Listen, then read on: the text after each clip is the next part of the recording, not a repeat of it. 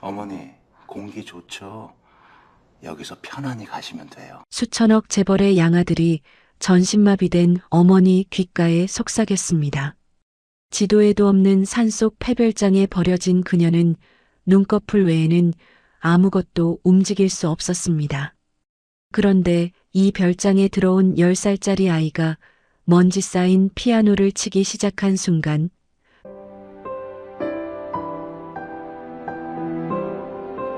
돌처럼 굳어있던 그녀의 손끝에서 믿을 수 없는 일이 벌어집니다. 대체 이 10살짜리 꼬마는 누구길래 꿈쩍도 않던 그녀의 몸에 기적을 일으킨 걸까요? 사연 시작 전 무료 구독과 좋아요 눌러주시면 민낯사연 가족 여러분들께 행운이 배달갑니다. 강원도 깊은 산속이었습니다. 내비게이션도 안내를 포기해버린 비포장 산길을 검은 밴 한 대가 느릿느릿 올라가고 있었어요. 앞유리에 부딪히는 건 빗방울이 아니라 안개였습니다. 짙은 안개가 차체를 통째로 삼킬 듯 달라붙었고 헤드라이트 불빛은 3미터 앞도 제대로 비추지 못했어요. 바퀴가 자갈을 밟을 때마다 둔탁한 소리가 산속에 울려 퍼졌는데 그걸 듣는 사람은 아무도 없었습니다. 지도앱에도 뜨지 않는 곳, 주소조차 없는 곳이었죠. 누군가를 숨기기에 이보다 완벽한 장소는 없었을 겁니다. 밴이 멈춘 곳은 오래전 폐쇄된 별장이었어요. 한때는 꽤 고급스러웠을 겁니다. 하지만 지금은 외벽에 페인트가 벗겨져 시멘트 속살이 그대로 드러나 있었고 현관 기둥에는 이끼가 손바닥만큼 두껍게 끼어 있었어요. 사람의 손길이 끊긴 지 오래된 건물에서만 나는 그 특유의 퀴퀴한 냄새가 안개 사이로 번지고 있었습니다. 밴의 뒷문이 철커덕 열리자 건장한 사내 둘이 내렸습니다. 양복 안쪽으로 근육이 붉어진 체격에 눈빛에는 감정이라곤 찾아볼 수 없었어요. 이 사람들에게 지금 하는 일은 그저 짐을 옮기는 것과 다를 바가 없었으니까요. 들것 위에 60대 여성 한 명이 누워 있었습니다. 민사라. 대한민국 건설업계에서 그 이름 석자를 모르는 사람은 없었어요. 수천억 원의 자산을 굴리고 장관도 그녀의 전화를 받으면 목소리가 한 톤 낮아졌다는 여자. 업계에서는 데모라 불렸고 뒤에서는 독사라 불렸습니다. 그런 사라가 지금은요, 눈꺼풀 외에는 아무것도 움직이지 못하는 상태였어요. 원인 불명의 전신 마비 상태였죠. 사내들이 사라를 침대에 내려놓았습니다. 아니, 내려놓았다는 말은 너무 점잖은 표현이에요. 짐짝을 던지듯 거칠게 내동댕이 쳤습니다. 사라의 머리가 베개에서 비스듬히 미끄러졌는데 바로 잡아주는 손은 없었어요. 그저 이불을 대충 덮고 돌아섰을 뿐이었죠. 그때 별장 현관에서 구두 소리가 들려왔습니다. 또각, 또각, 또각. 느린 걸음이었는데 한 발 한 발에 묘한 무게가 실려 있었어요.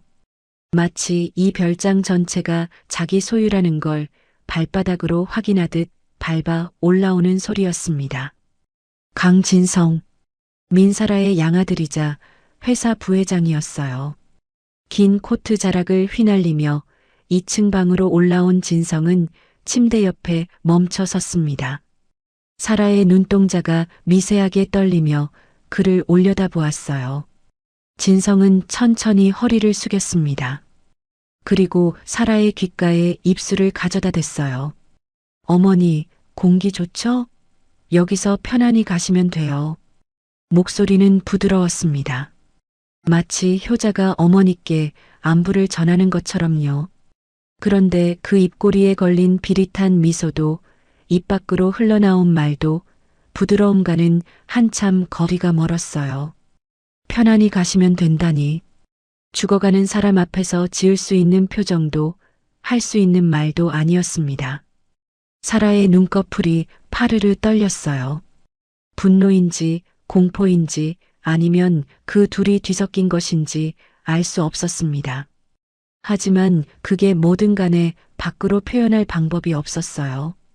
입술도 손가락도 발끝도 꿈쩍하지 않았으니까요. 의식은 또렷한데 몸이 감옥인 상태. 그게 지금 사라가 처한 현실이었습니다. 진성은 몸을 일으키더니 코트 안주머니에서 두툼한 봉투 하나를 꺼냈어요. 그리고 1층으로 내려갔습니다. 1층 거실에는 한 여자가 서 있었어요. 김정숙. 낡은 패딩 점퍼의 지퍼는 한쪽이 고장나서 벌어져 있었고 운동화 뒷굽은 안쪽으로 달아서 걸을 때마다 몸이 살짝 기울어졌어요. 손은 거칠었습니다. 식당 주방에서, 공장 라인에서, 새벽 청소 현장에서 갈라지고 또 갈라진 손이었죠. 그 손으로 지금 패딩 자락을 꼭 움켜쥐고 있었습니다. 정숙에게는 빚이 있었어요.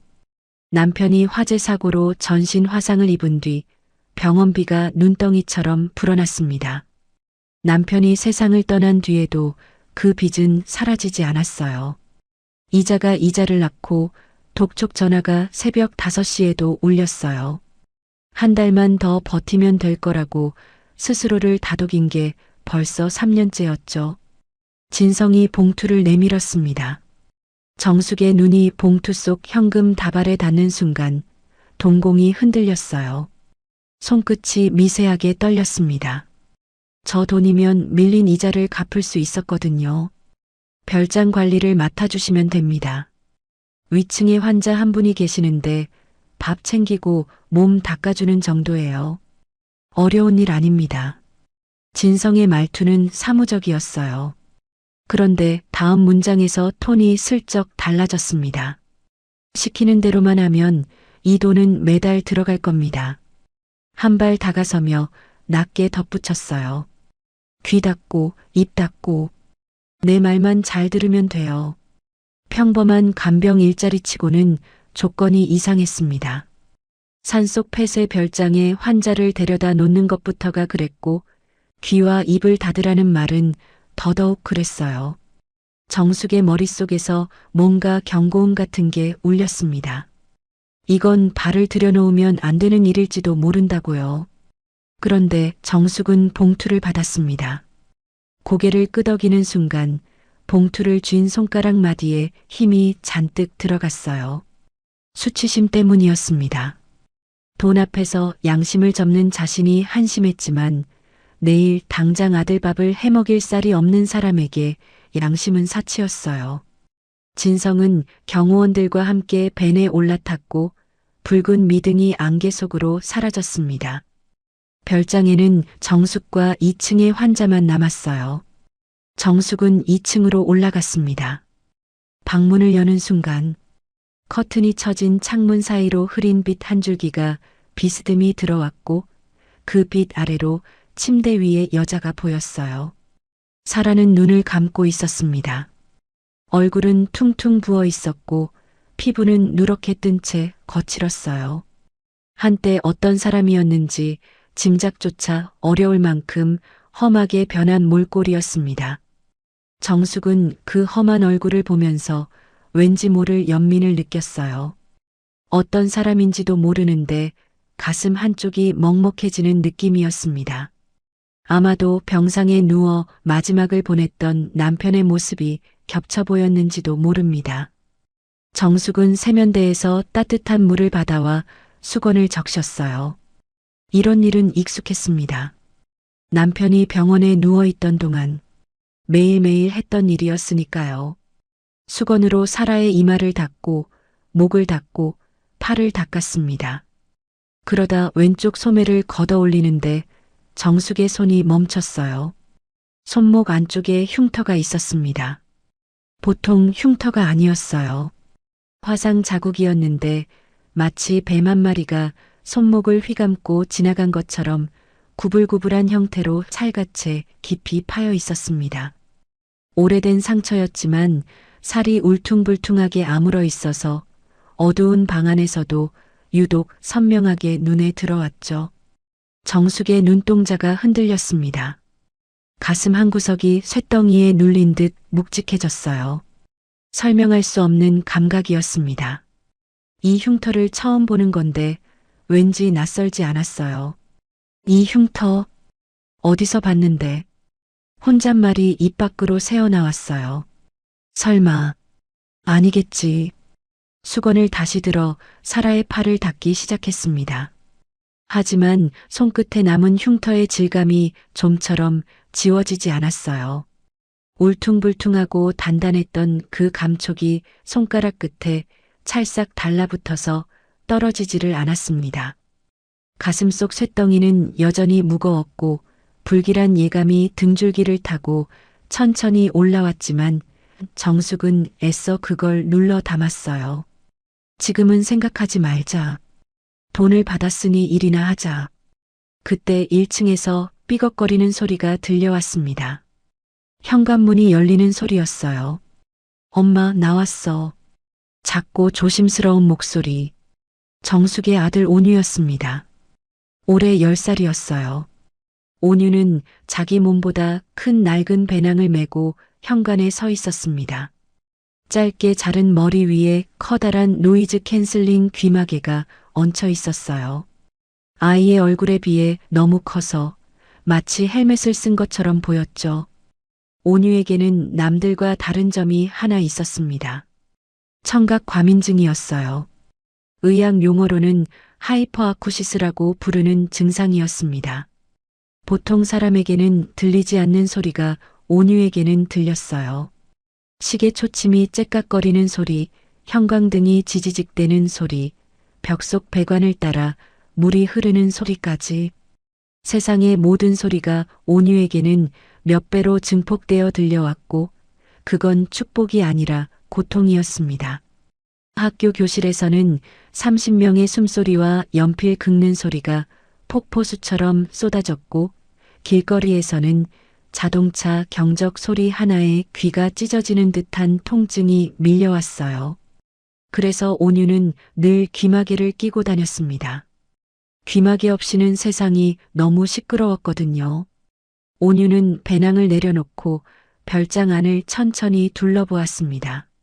낯선 공간에 들어가면 소리부터 파악하는 게 이 아이에게는 본능 같은 거였어요. 삐걱거리는 마루, 어딘가에서 새는 수도꼭지의 물방울 소리, 그리고 2층에서 내려오는 기계의 낮은 진동. 그런데 거실 구석에서 온유의 발길이 딱 멈췄어요. 먼지가 소복이 쌓인 그랜드 피아노 한 대가 벽에 기대어 서 있었습니다. 뚜껑 위로 먼지가 이불처럼 덮여 있었고 건반 위에도 회색빛 가루가 고르게 내려앉아 있었어요. 아무도 이 피아노를 치지 않은 지 아주 오래된 게 분명했습니다. 온유는 천천히 다가갔어요. 건반 위에 조심스럽게 손을 올렸습니다. 소리를 내지는 않았어요. 그저 나무의 결을 느끼듯 손가락 끝으로 건반 표면을 쓰다듬었습니다. 상아빛이 바랜 흰 건반은 차가웠지만 어딘가 살아있는 듯한 미세한 떨림이 손끝에 전해졌어요. 온유는 눈을 감았습니다. 피아노의 떨림, 마루의 진동, 2층에서 내려오는 기계음, 창밖에서 불어오는 바람 소리. 그 모든 게 온유의 귀 속에서 하나의 풍경처럼 펼쳐지고 있었습니다. 그런데 그 풍경 한가운데에서 온유는 이상한 소리를 하나 잡아냈어요. 2층이었습니다. 기계가 돌아가는 소리 사이사이로 아주 작고 아주 불규칙한 떨림이 섞여 있었어요. 사람의 심장 소리였습니다. 온유는 눈을 떴어요. 그리고 천장을 올려다보았습니다. 2층에 누군가가 있었어요. 아프고 힘들고 외로운 누군가가. 온유는 아직 그게 누군지 몰랐습니다. 그 심장의 주인이 어떤 사람인지, 어떤 삶을 살아왔는지, 왜 이 깊은 산속에 갇혀 있는지 아무것도 몰랐어요. 하지만 그 심장 소리가 슬프다는 건 알 수 있었습니다. 아이의 손가락이 피아노 건반 위에서 미세하게 떨렸어요. 별장에서의 첫째 날 밤이 지나고 아침이 밝았습니다. 그런데 온유에게는 밝았다는 표현이 맞지 않았어요. 잠을 한숨도 못 잤거든요. 귀마개를 꼈는데도 이 별장 안의 소리들이 끊임없이 밀려 들어왔습니다. 마루 틈새로 올라오는 외풍 소리, 지붕 위에서 이끼를 밟고 지나가는 다람쥐 발소리, 보일러 배관이 팽창하며 내는 딸깍거림. 보통 사람이라면 절대 알아채지 못할 소리들이 온유의 귓속에서는 오케스트라처럼 울려 퍼졌어요. 그 중에서도 가장 괴로운 건 2층에서 내려오는 소리였습니다. 웅, 컥, 웅, 컥. 생명 유지 장치가 돌아가는 소리였어요. 그런데 그 박자가 이상했습니다. 일정하지가 않았어요. 웅 하고 올라갔다가 컥 하고 끊기는데 그 사이 간격이 매번 달랐습니다. 어떤 때는 짧고 어떤 때는 길고 마치 숨을 제대로 쉬지 못하는 사람이 헐떡이는 것 같았어요. 보통 사람 귀에는 그냥 기계가 돌아가는 평범한 소리로 들렸을 겁니다. 하지만 온유에게는 아니었어요. 칠판을 손톱으로 긁는 소리처럼 신경을 후벼 파는 불쾌함이 머리 꼭대기부터 발끝까지 내려왔습니다. 이불을 뒤집어 쓰고 귀마개 위에 베개까지 눌러봤지만 소용이 없었어요. 그 불규칙한 진동은 공기를 타고 바닥을 타고 벽을 타고 온유의 몸 전체로 스며들었습니다. 온유는 결국 이불을 걷어차고 일어났어요. 엄마는 1층 부엌에서 죽을 쓰고 있었습니다. 환자 아침 식사를 준비하는 거였죠. 온유가 부엌 문 앞에 서서 엄마를 바라보았어요. 정숙은 아들의 눈 밑에 짙게 내려앉은 다크서클을 보고 마음이 쓰렸습니다. 잠 못 잤어? 온유가 고개를 끄덕였어요. 2층에서 소리가 나. 기계 소리인데 아파. 정숙은 아들의 귀마개를 고쳐 씌워주며 말했습니다. 여긴 산속이라 조용한데 뭐가 들린다는 거야? 엄마는 아무 소리도 안 들리는데. 온유는 고개를 저었어요. 이건 엄마에게 설명해봤자 소용없다는 걸 알고 있었습니다. 태어나서 지금까지 온유가 듣는 소리를 이해해준 사람은 아무도 없었거든요. 학교에서는 유별난 아이 취급을 받았고 병원에서는 검사 수치만 들여다보며 고개를 갸웃거렸어요. 온유는 어릴 때부터 혼자서 소리와 싸우는 법을 터득해야 했습니다. 정숙이 죽그릇을 들고 2층으로 올라갔어요. 온유도 슬그머니 뒤를 따랐습니다.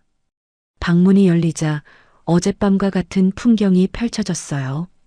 커튼 사이로 비치는 희미한 빛, 소독약 냄새, 그리고 침대 위에 돌처럼 누워있는 사라. 하지만 온유의 감각에는 전혀 다른 풍경이 펼쳐지고 있었습니다. 웅, 컥, 웅, 컥. 가까이 오니 그 소리가 더 선명하게 들렸어요. 침대 옆에 놓인 생명 유지 장치에서 나는 소리였습니다. 산소를 공급하고 체온을 유지하는 장치들이 전선줄로 복잡하게 연결되어 있었는데 그 중심에 있는 산소 공급기의 소리가 문제였어요. 온유는 이맛살을 찌푸렸습니다. 양손으로 귀마개를 꾹 눌렀지만 불규칙한 진동이 뼛속까지 파고들었어요. 마치 누군가 온유의 고막을 얇은 바늘로 콕콕 찌르는 것 같았습니다. 정숙은 사라의 상체를 일으켜 죽을 떠먹이려 했지만 사라의 목에 힘이 없어 죽이 입가로 흘러내렸어요. 정숙은 수건으로 턱을 닦아주며 조심스럽게 한 숟갈씩 떠넣었습니다. 사라의 눈동자가 정숙을 올려다보았는데 그 잿빛 눈에는 감사도 원망도 아무 감정도 읽히지 않았어요. 그저 살아있다는 사실만 간신히 증명하는 눈빛이었습니다. 정숙이 식사 수발을 마치고 방을 나갔어요. 온유에게도 나가라고 손짓했습니다. 온유는 나갔습니다. 하지만 마음은 그 방에 남아 있었어요. 오후가 되자 온유는 슬그머니 2층으로 다시 올라갔습니다. 엄마가 빨래를 널러 밖에 나간 틈이었어요. 방문을 살며시 열고 들어갔습니다. 사라의 눈동자가 움직여 온유를 향했습니다. 작은 아이였어요. 커다란 귀마개를 쓰고 낡은 추리닝을 입은 마른 아이. 사라는 이 아이가 누군지 몰랐습니다. 온유는 사라에게 다가가지 않았어요. 대신 침대 옆 생명유지장치 앞에 쪼그려 앉았습니다. 웅, 컵, 웅, 컵. 가까이서 들으니 더 심했어요. 온유의 얼굴이 괴로움으로 일그러졌습니다. 이 소리를 가만히 두면 자기가 미칠 것 같았어요. 이건 이 집에 사는 한 매일 밤 잠을 못 잔다는 뜻이었으니까요. 온유는 떨리는 손을 뻗어 기계 측면의 작은 다이얼에 손가락을 갖다 댔습니다. 다이얼에서 미세한 진동이 손끝으로 전해져 왔어요. 온유는 눈을 감았습니다. 소리와 손끝에 느껴지는 진동, 이 두 가지 감각에 온 신경을 집중했어요.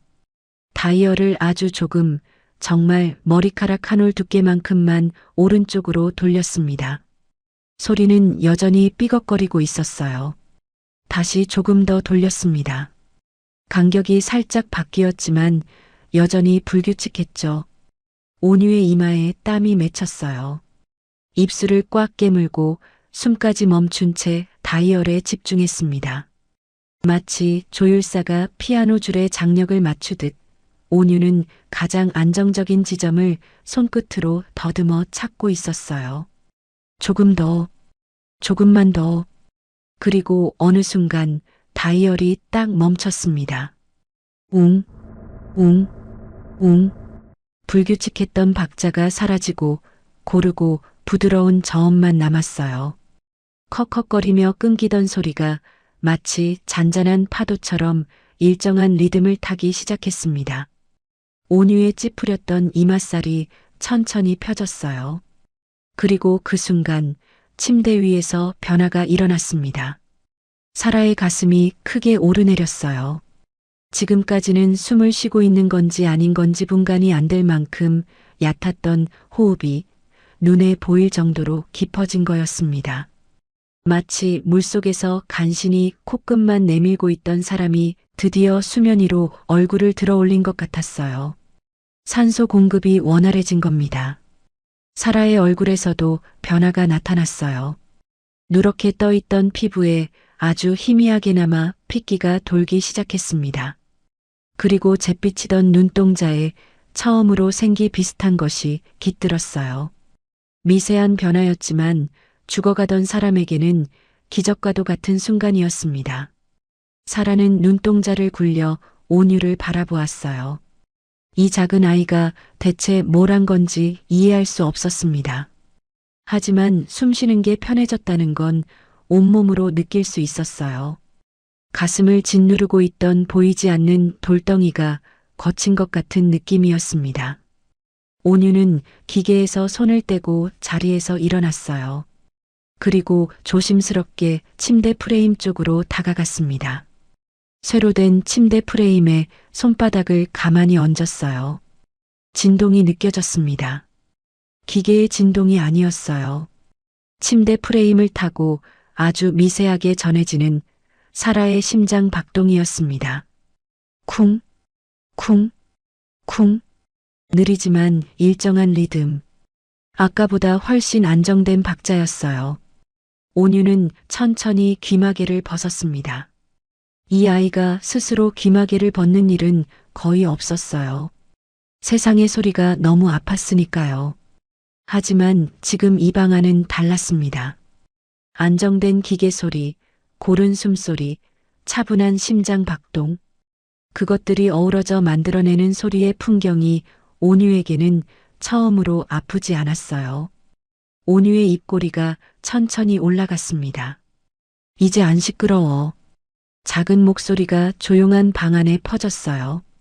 그 순간 사라의 눈에서 눈물 한 방울이 흘러내렸습니다. 자신의 의지로 흘린 눈물이 아니었어요. 몸이 제멋대로 반응한 거였습니다. 오랫동안 숨 쉬는 것조차 고통이었던 사람이 편안하게 숨을 쉬게 되었을 때 몸이 보내는 안도의 신호 같은 거였죠. 그때 복도에서 발소리가 들렸습니다. 온유야, 거기서 뭐해? 정숙이 빨래 바구니를 든 채 방문 앞에 서 있었어요. 온유가 환자 방에 들어와 기계를 만지고 있는 걸 보고 얼굴이 새하얗게 질렸습니다. 이리 와. 이 기계 함부로 만지면 어떡해. 잘못되면 어떡하려고. 정숙의 목소리에 공포가 섞여 있었어요. 환자에게 무슨 일이라도 생기면 그 책임은 고스란히 자기 몫이었으니까요. 당장 쫓겨나는 건 물론이고 어쩌면 경찰에 끌려갈 수도 있었습니다. 온유는 엄마에게 끌려 나오면서도 자꾸 뒤를 돌아보았어요. 정숙은 한숨을 쉬며 방안을 한 번 더 들여다보았습니다. 혹시 기계가 이상해진 건 아닌지 확인하려는 거였어요. 그런데 이상한 점을 발견했습니다. 사라의 표정이 달라져 있었어요.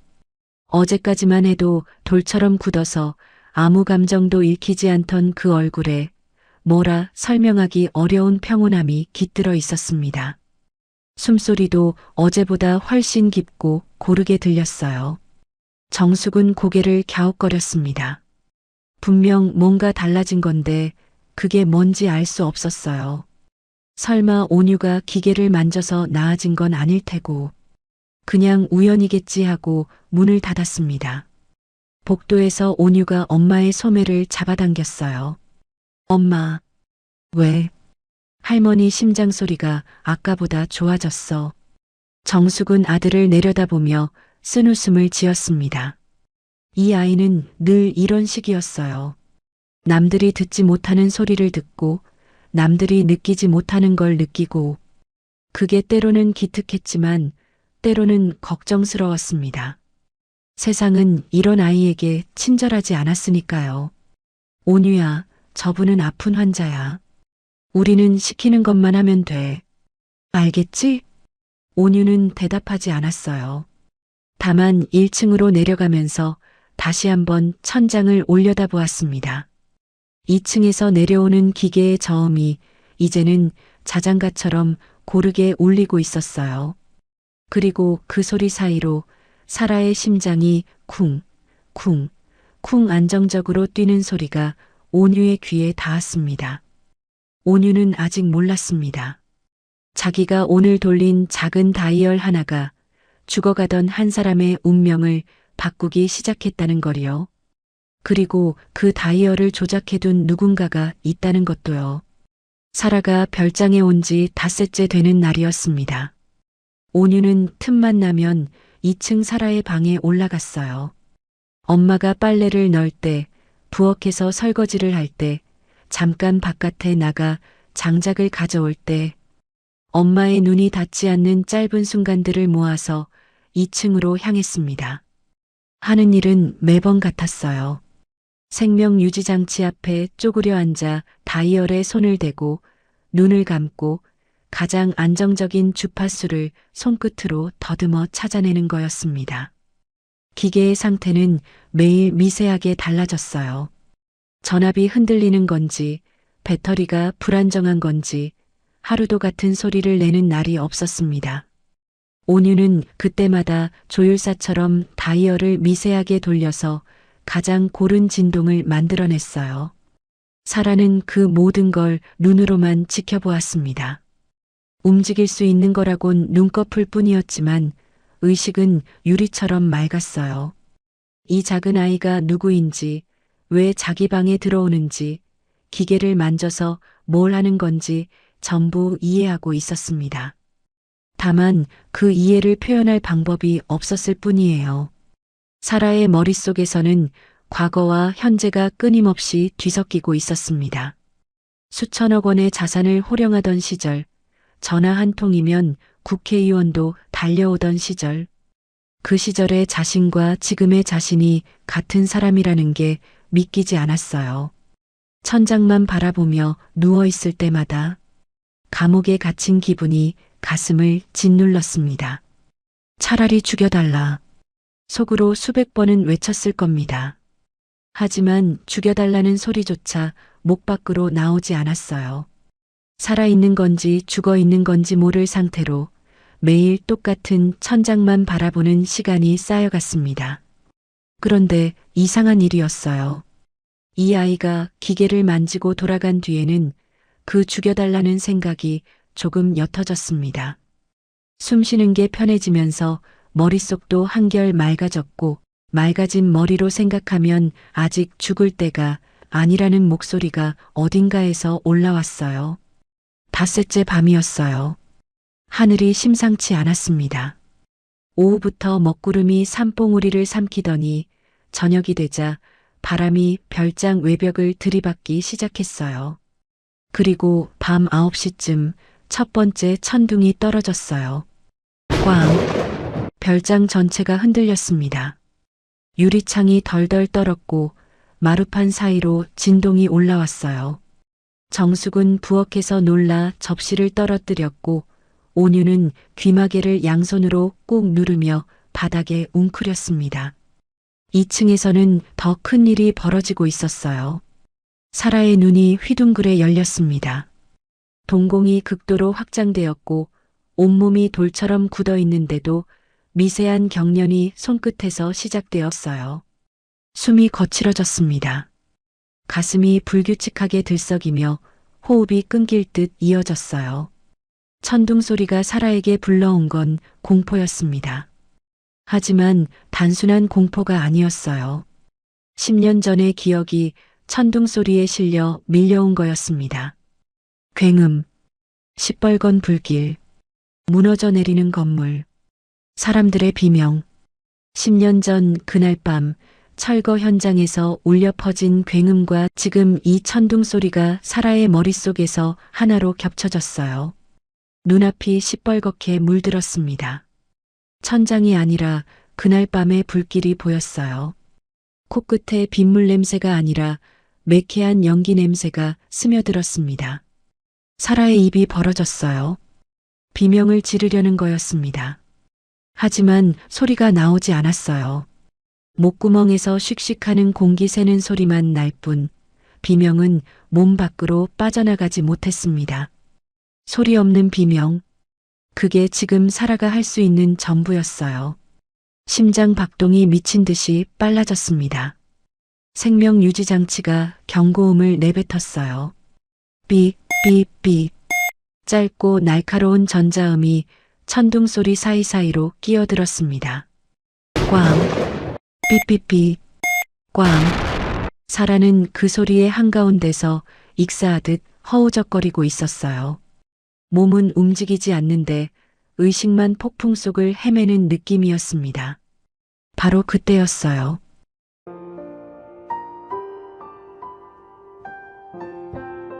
(1층에서) 소리가 올라왔습니다. 피아노 소리였어요. 처음에는 한음이었습니다. 낮고 깊은 한음이 별장의 마루를 타고 2층까지 올라왔어요. 그 음이 사라지기 전에 다른 음이 이어졌습니다. 그리고 또 다른 음이. 온유가 피아노를 치고 있었어요. 온유는 천둥이 치기 시작하자 귀마개를 꾹 누르고 버텼지만 한계가 있었습니다. 머리가 깨질 것 같았어요.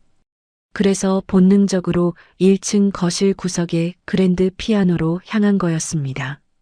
소음을 이길 수 있는 건 더 큰 소음이 아니라 더 아름다운 소리라는 걸 온유는 몸으로 알고 있었거든요. 먼지 쌓인 건반 위에 손가락을 올렸습니다. 조율이 안 된 피아노였어요. 보통 사람이 치면 음이 어긋나서 듣기 거북할 수밖에 없었습니다. 하지만 온유에게는 절대적인 청감이 있었어요. 어떤 건반이 얼마나 어긋나 있는지 귀로 정확하게 알 수 있었고 그 어긋남을 피해 화음을 만들어낼 줄 알았습니다. 서툰 선율이었어요.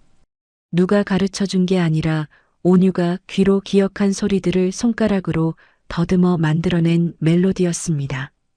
학원 한 번 다녀본 적 없는 아이의 연주였지만 그 화음만큼은 놀라울 정도로 평온했어요. 피아노의 진동이 마루를 타고 벽을 타고 2층 침대까지 올라갔습니다. 사라의 귓속으로 그 소리가 스며들었어요.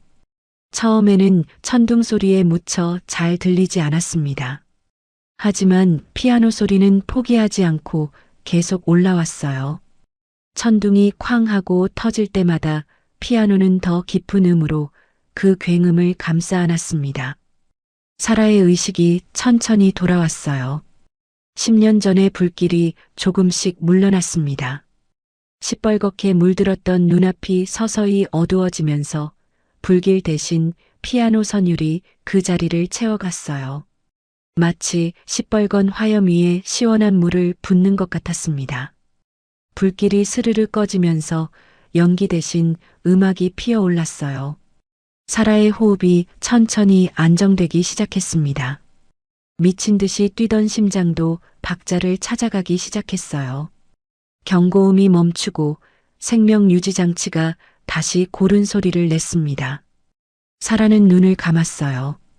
이번에는 공포가 아니라 안도감에 눈을 감은 거였습니다. 피아노 소리가 그녀를 살린 거였어요. 얼마나 지났을까요? 천둥이 잦아들고 빗소리만 남았을 무렵 피아노 소리도 멈췄습니다. 1층에서 작은 발소리가 계단을 올라왔어요. 온유가 사라의 방 문을 살며시 열고 들어왔습니다. 이마에 땀이 송골송골 맺혀 있었고 손가락 끝이 빨갛게 달아올라 있었어요. 조율 안 된 피아노의 뻣뻣한 건반을 힘껏 누르느라 손가락에 무리가 간 거였습니다. 온유는 침대 옆으로 다가갔어요. 사라의 얼굴에 식은 땀이 흥건했습니다. 베개까지 젖어 있었어요. 온유는 침대 옆 탁자에 놓인 수건을 집어들었습니다. 그리고 아주 조심스럽게 마치 깨질 것을 다루듯 사라의 이마를 닦아주었어요. 볼을 닦고 목을 닦고 눈가에 맺힌 눈물 자국까지 살살 훔쳐주었습니다. 사라는 눈을 떠서 온유를 바라보았어요. 이 아이의 눈이 이렇게 맑았나 하는 생각이 들었습니다. 어둡고 습한 방 안인데도 이 아이의 눈만큼은 맑은 샘물처럼 투명하게 빛나고 있었어요. 그리고 그 눈에는 두려움도 경계심도 없었습니다. 그저 아프고 힘든 사람 곁에 있어주겠다는 10살짜리 아이의 순수한 마음뿐이었어요. 사라의 가슴 한구석이 뜨거워졌습니다. 무엇에 대인 것도 아닌데 심장 언저리가 화끈거렸어요. 살아오면서 느껴본 적 없는 감각이었습니다. 온유는 수건을 내려놓고 침대 프레임 쪽으로 갔어요. 며칠 전부터 하던 것처럼 쇠 프레임 위에 손바닥을 가만히 얹었습니다. 사라의 심장 박동이 진동으로 전해지는 걸 느끼려는 거였죠. 쿵, 쿵, 쿵. 아까보다 많이 안정된 박동이었어요. 온유는 고개를 끄덕이며 미소를 지었습니다. 바로 그 순간이었습니다. 온유의 손바닥 아래에서 아주 작은 움직임이 느껴졌어요. 톡! 프레임이 미세하게 떨렸습니다. 기계의 진동이 아니었어요. 무언가가 프레임을 건드린 거였습니다. 온유는 놀라서 고개를 들었어요. 사라의 손을 바라보았습니다. 사라의 오른손 검지 끝이 아주 조금, 정말 밀리미터 단위로 움직여 있었어요. 프레임에 닿을 듯 말 듯한 위치에서 미세하게 떨리고 있었습니다. 온유는 숨을 멈추고 지켜보았어요. 사라의 얼굴에 핏줄이 솟았습니다. 이마에 힘줄이 붉어지고 턱을 잇는 힘껏 악물었어요. 온 힘을 짜내고 있는 거였습니다. 그리고 마침내 톡! 검지 끝이 프레임을 건드렸습니다. 온유의 눈이 동그랗게 커졌어요. 심장이 쿵하고 한 박자 건너뛰었습니다. 사라는 거친 숨을 몰아쉬었어요. 그 한 번의 움직임에 온 체력을 소진한 듯 눈꺼풀이 무겁게 내려앉았습니다. 하지만 잠시 뒤 다시 눈을 떴어요. 그리고 온유를 똑바로 바라보며 한 번 더 힘을 짜냈습니다. 톡! 톡! 2번. 분명한 의도를 가진 2번의 움직임이었습니다.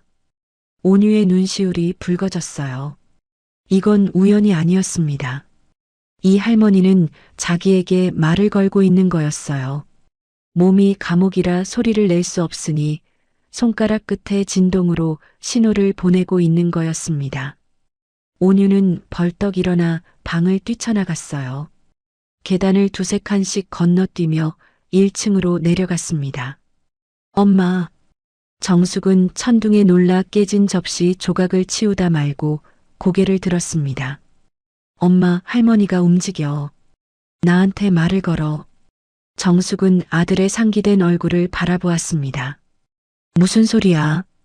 저분은 움직이지도 못하시는데 어떻게 말을 걸어? 진짜야. 손가락으로 톡톡 쳤어? 침대 프레임을. 나한테 신호를 보낸 거야. 정숙은 한숨을 쉬며 고개를 저었어요. 아이의 말을 믿고 싶었지만 현실적으로 말이 안 됐습니다. 전신 마비 환자가 손가락을 움직인다는 건 의학적으로 가능한 일인지도 의문이었어요. 온유야, 그건 네가 잘못 느낀 거야. 기계 진동이 전해진 걸 거야. 온유는 고개를 세차게 저었어요. 아니야. 기계 진동하고 달라. 기계는 웅하고 길게 떨리는데 할머니 손가락은 톡하고 짧게 끊겨. 완전히 달라. 정숙은 아들을 말리려 했지만 온유의 눈빛이 너무도 확신에 차 있었습니다. 이 아이가 소리에 관해서만큼은 거짓말을 한 적이 없다는 걸 엄마인 정숙도 알고 있었어요. 하지만 정숙은 믿지 않기로 했습니다. 아니, 믿고 싶지 않았다는 게 정확할 거예요. 저 환자에게 깊이 관여하면 할수록 이 일이 복잡해질 거라는 걸 본능적으로 느꼈거든요. 돈을 받고 시키는 일만 하면 되는 거였습니다. 그 이상도 그 이하도 아니었어요. 이제 그만 자. 내일도 일찍 일어나야 해. 정숙이 걸레를 들고 일어나며 말했습니다. 하지만 온유는 이미 결심한 뒤였어요. 그날 밤 엄마가 잠든 뒤 온유는 다시 2층으로 올라갔습니다. 사라의 방에 들어가 침대 프레임에 손을 얹었어요. 한참을 기다렸습니다. 그리고 어둠 속에서 다시 그 신호가 왔어요. 톡, 톡, 톡. 온유가 작은 목소리로 속삭였습니다. 할머니 들려. 나 들려. 사라의 눈에서 눈물이 흘렀어요. 어둠 속이라 온유에게는 보이지 않았지만 그 눈물이 베개 위로 소리 없이 스며드는 진동을 온유는 손끝으로 느꼈습니다. 이렇게 둘만의 대화가 시작되었어요. 소리도 없이, 말도 없이, 오직 손끝과 손끝으로 전해지는 진동만으로. 아무도 모르는 밤, 숲속 별장의 2층에서 10살 소년과 전신마비의 노인이 보이지 않는 다리를 놓기 시작했습니다. 그리고 그 다리 위로 곧 누구도 예상치 못한 것들이 건너오게 될 거였어요. 사라가 별장에 온 지 열흘이 지났을 무렵 검은 세단 한 대가 산길을 올라왔습니다. 정숙은 창밖으로 그 차를 보자마자 등줄기가 서늘해졌어요. 진성이 보낸 사람이 오는 날이었거든요. 며칠 전 전화로 통보를 받았습니다. 의사가 정기적으로 방문해서 환자에게 주사를 놓을 테니 방해하지 말고 가만히 있으라고요. 세단에서 내린 건 깡마른 중년 남자였어요. 흰 가운을 입고 있었지만 의사라기에는 뭔가 어색했습니다. 환자를 돌보러 온 의료인의 눈빛이 아니었어요. 마치 일을 빨리 끝내고 사라지고 싶어하는 사람의 눈빛이었죠. 그 남자는 정숙에게 눈길 한 번 주지 않고 곧장 2층으로 올라갔습니다. 손에는 은색 가방이 하나 들려 있었어요. 정숙은 1층에서 기다리라는 지시를 받았지만 불안한 마음에 계단 중간까지 올라가 문틈으로 안을 들여다보았습니다. 남자가 은색 가방을 열었어요. 안에는 주사기와 작은 약병들이 가지런히 정리되어 있었습니다. 남자는 투명한 액체가 담긴 약병 하나를 꺼내 주사기에 채웠어요. 그리고 사라에게 주사를 다 놓고 나서 정숙에게 짤막하게 말했습니다. 1억 원짜리 세포 재생 영양제예요. 조심해서 다뤄야 하니깐 괜히 만질 생각은 하지도 마세요. 1억 원. 정숙의 귀에 그 숫자가 비수처럼 꽂혔어요. 1억 원짜리 주사를 맞는 사람과 3,000원짜리 감기약도 아까워서 참고 넘기는 자신. 같은 사람인데 이렇게까지 다를 수 있다는 게 가슴을 후볐습니다. 남자는 다음 방문 날짜만 알려주고 세단을 타고 사라졌습니다. 그날 밤 온유는 여느 때처럼 엄마 몰래 2층에 올라갔어요. 사라의 방에 들어가 침대 프레임에 손을 얹었습니다. 며칠째 이어오던 둘만의 진동 대화를 하려는 거였죠. 그런데 뭔가 달랐어요. 사라의 심장 박동이 이상했습니다. 쿵, 쿵 하고 고르게 뛰어야 할 심장이 쿵, 쿵쿵, 쿵, 쿵쿵하며 중간에 한 번씩 더 튀었어요. 마치 계단을 오르다 한 칸을 헛디딘 것처럼 리듬이 어긋나고 있었습니다. 온유의 얼굴이 굳었어요. 며칠 동안 사라의 심장 소리를 들어온 온유였습니다. 이 박동이 정상이 아니라는 걸 단번에 알 수 있었어요. 아침까지만 해도 안정적이던 심장이 의사가 주사를 마치고 간 뒤부터 불규칙해진 거였습니다.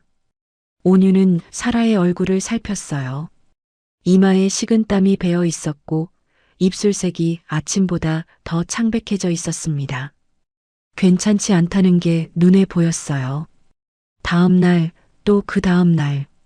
온유는 주사를 맞는 날과 맞지 않는 날의 심장 소리를 비교했습니다. 결과는 분명했어요. 주사를 맞은 날 밤에는 어김없이 심장 박동이 흐트러졌습니다. 쿵, 쿡쿵, 쿵, 쿡쿵. 부정맥 같은 그 불규칙한 리듬이 주사 맞은 지 서너 시간 뒤부터 시작되어 다음 날 아침까지 이어졌어요. 10살짜리 아이가 의학을 알 리 없었지만 패턴은 읽을 수 있었어요.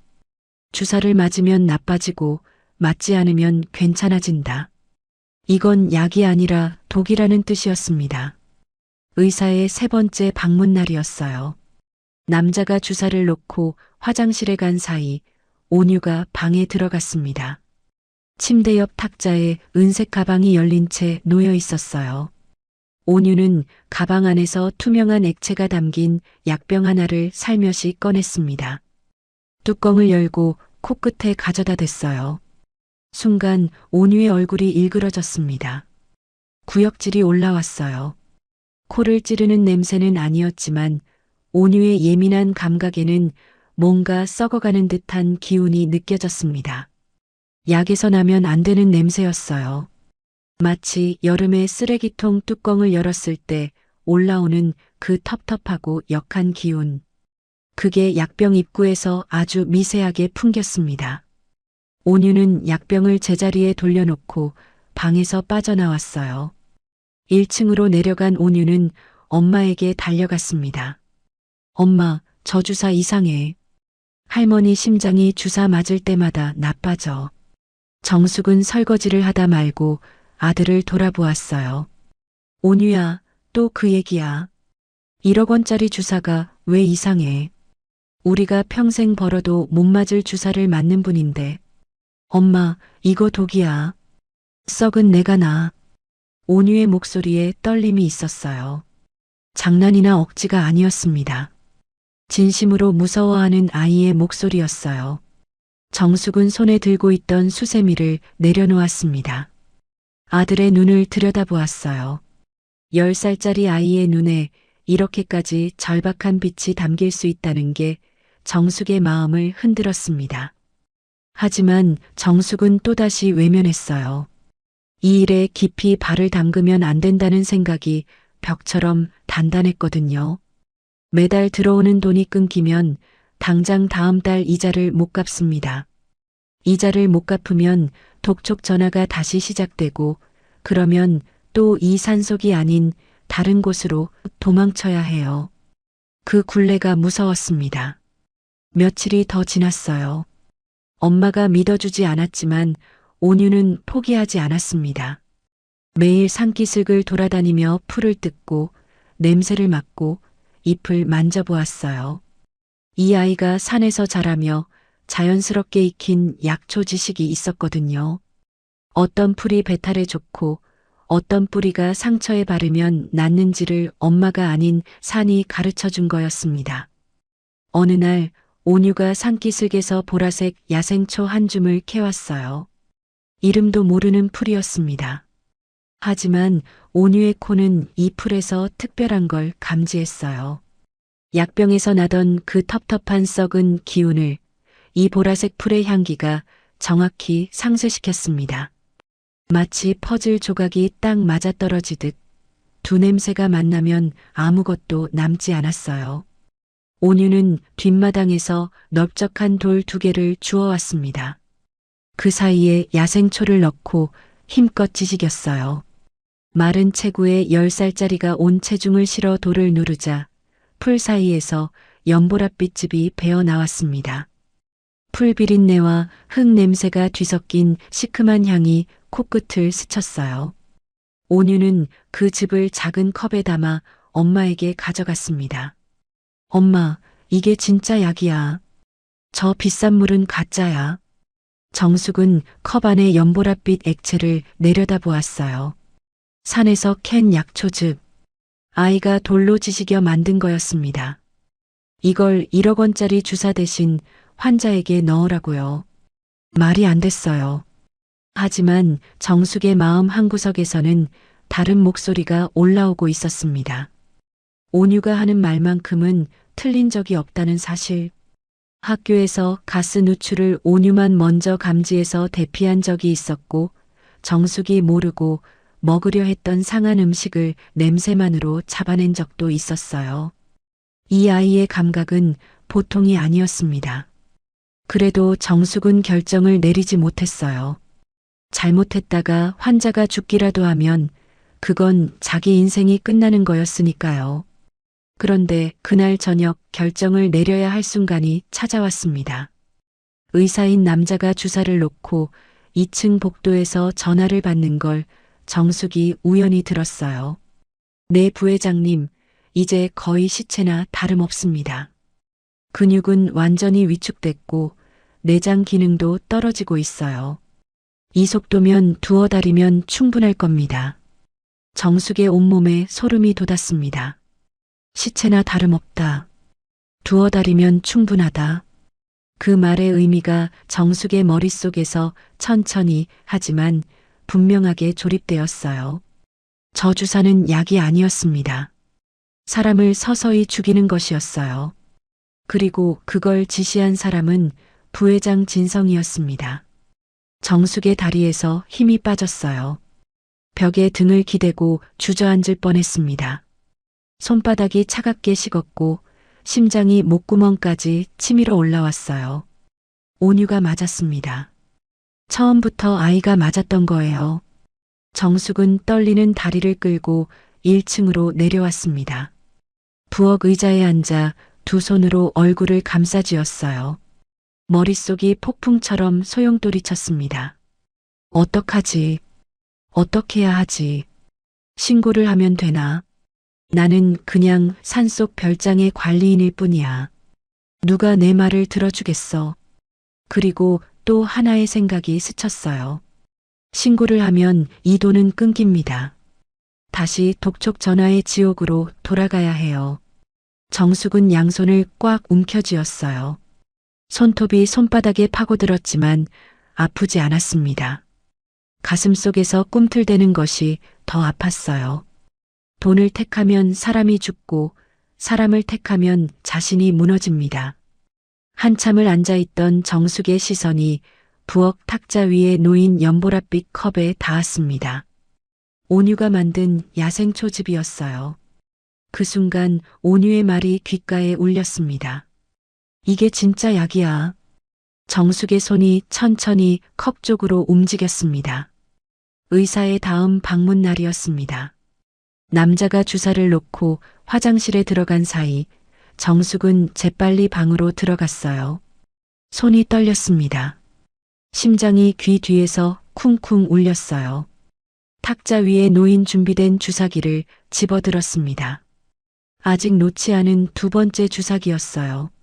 정숙은 주사기 속에 투명한 액체를 화분 흙 위에 쭉 짜버렸습니다.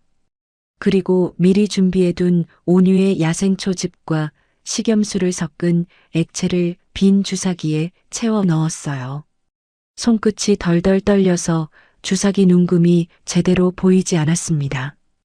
혹시 남자가 돌아오면 어쩌나 하는 공포가 온몸을 휘감았어요. 하지만 멈추지 않았습니다. 주사기를 제자리에 내려놓고 방을 나오는데 다리가 풀려서 복도 벽을 짚어야 했어요. 등에 식은땀이 흥건했습니다. 남자는 아무것도 모른 채 그 주사기를 집어들고 사라의 팔에 주사를 놓았습니다. 주사기 속의 연보랏빛이 워낙 옅어서 투명한 액체와 거의 구분이 되지 않았거든요. 그날 밤 온유가 사라의 심장 소리를 확인했어요. 쿵, 쿵, 쿵. 불규칙한 박동이 사라져 있었습니다. 부정맥 같던 쿵쿵 소리가 없었어요. 안정적이고 고른 리듬이 침대 프레임을 타고 온유의 손바닥에 전해졌습니다. 온유가 눈을 크게 뜨고 엄마를 돌아보았어요. 정숙은 문 앞에 서서 그 모습을 지켜보고 있었습니다. 모자의 눈이 마주쳤어요. 정숙은 아무 말도 하지 않았습니다. 하지만 눈가가 붉어져 있었어요. 그날부터 정숙은 의사가 올 때마다 같은 일을 반복했습니다. 1억 원짜리 독약을 버리고 아들이 산에서 캐온 이름 모를 야생초 즙을 채워 넣었어요. 매번 손이 떨렸고 매번 등에 식은땀이 흘렀지만 한 번도 멈추지 않았습니다. 며칠이 지나자 변화가 나타나기 시작했어요. 사라의 퉁퉁 부었던 얼굴에서 붓기가 조금씩 빠지기 시작했습니다. 누렇게 떠있던 피부에 핏기가 돌았어요. 굳어있던 손가락이 눈에 띄게 움직이기 시작했습니다. 검지뿐 아니라 중지와 약지까지 구부릴 수 있게 되었어요. 그리고 어느 날 밤 사라는 이불 위에 떨리는 손가락으로 글씨를 쓰기 시작했습니다. 온유가 침대 옆에 앉아 그 손가락의 궤적을 읽었어요. 느리고 흐트러진 글씨였지만 분명한 글자였습니다. 고, 마, 다. 온유는 사라의 손을 두 손으로 감싸쥐었어요. 사라의 거칠고 차가운 손이 아이의 작고 따뜻한 손 안에서 미세하게 떨리고 있었습니다. 산기슭에 있는 보라색 야생초 한 줌이 수십억을 들여도 못 살릴 목숨을 천천히 되돌리고 있었어요. 하지만 정숙은 알고 있었습니다. 이 비밀이 들키는 순간 자신과 온유에게 무슨 일이 닥칠지를요. 주사기를 바꿔치기 할 때마다 정숙의 머릿속에는 같은 생각이 맴돌았어요. 우리가 여기서 살아나갈 수 있을까? 그리고 사라의 손가락이 점점 더 많은 글자를 쓸 수 있게 되면서 이 별장에 숨겨진 진짜 비밀이 조금씩 모습을 드러내려 하고 있었습니다. 사라의 손가락이 이불 위에서 글씨를 쓸 수 있게 된 뒤로 온유는 매일 밤 사라의 방에서 시간을 보냈습니다. 대화라고 하기에는 느렸어요. 사라가 떨리는 손가락으로 이불 위에 한 글자를 쓰면 온유가 그 궤적을 읽고 고개를 끄덕이고 다음 글자를 기다렸습니다. 한 문장을 완성하는데 10여 분이 걸리기도 했어요. 하지만 온유는 한 번도 재촉하지 않았습니다. 그냥 가만히 앉아서 사라의 손가락이 움직이는 걸 지켜보았어요. 며칠 후 아침이었습니다. 정숙이 2층으로 올라와 사라의 몸을 닦아주고 있었어요. 요 며칠 사이 사라의 상태가 눈에 띄게 좋아졌어요. 붓기가 빠지면서 얼굴 윤곽이 드러나기 시작했고 피부색도 한결 맑아져 있었습니다. 정숙은 수건으로 사라의 팔을 닦다가 문득 고개를 들어 사라의 얼굴을 바라보았어요. 그리고 멈췄습니다. 붓기가 빠진 사라의 얼굴이 처음으로 또렷하게 보인 거였어요. 별장에 왔을 때는 퉁퉁 부어서 누군지 알아볼 수 없었는데 지금은 달랐습니다. 광대뼈의 각도, 눈매의 기울기, 입술의 선. 그 얼굴이 정숙의 기억 어딘가를 강하게 두드렸어요. 정숙의 심장이 빨라졌습니다. 왜 이렇게 낯익지? 기억의 문이 삐걱거리며 열리려 했지만 아직 완전히 열리지는 않았어요. 그때 정숙의 시선이 사라의 왼쪽 손목으로 내려갔습니다. 뱀이 휘감은 듯한 화상 흉터. 첫날 밤 닦아주다 발견했던 그 흉터였어요. 붓기가 빠진 사라의 얼굴과 이 손목의 흉터가 나란히 시야에 들어오자 정숙의 머릿속에서 무언가가 번쩍했어요. 정숙의 손이 멈췄습니다. 수건을 쥔 손가락에서 힘이 빠졌어요. 10년 전, 그날 밤이 밀려왔습니다. 시뻘건 불, 시커먼 연기, 콘크리트가 무너지는 굉음, 비명, 남편을 부르는 자기 자신의 목소리, 품 안에서 쉬지 않고 우는 갓난아기, 철거 기한을 넘기면 거액의 위약금을 물어야 했던 용역업체가 주민들이 끝까지 나가지 않자 강제로 불을 질러 쫓아낸 겁니다. 남편은 그 안에 갇혔어요. 정숙은 갓난아기를 안은 채 비명을 질렀습니다. 살려달라고, 남편이 아직 안에 있다고. 하지만 아무도 움직이지 않았어요. 그때 검은 승용차 한 대가 철거 현장 앞으로 들어왔습니다. 차 문이 열리더니 한 여자가 내렸어요. 여자는 불길을 보자마자 충격받은 얼굴로 그 자리에 주저앉았습니다. 용역업체가 이렇게까지 할 줄은 몰랐던 거였어요. 정숙은 그 여자에게 달려가 매달렸습니다. 살려달라고. 제발. 둘의 시선이 마주쳤어요. 여자의 눈에는 공포가 가득 차 있었습니다. 그리고 여자의 손목에는 구불구불한 화상 자국이 있었어요. 곧이어 누군가가 여자를 부축해 차에 태웠고 차는 현장을 빠져나갔습니다.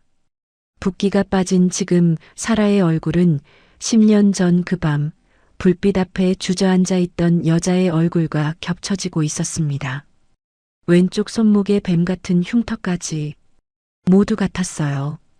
정숙의 남편은 그날 밤 불길 속에서 무너진 잔해에 깔렸습니다. 기적적으로 목숨은 건졌지만 전신에 심한 화상과 연기를 들이마셔 생긴 폐 손상을 안고 살아야 했어요. 이후 정숙은 갓난아기 온유를 키우면서 동시에 화상 환자인 남편을 간호했습니다.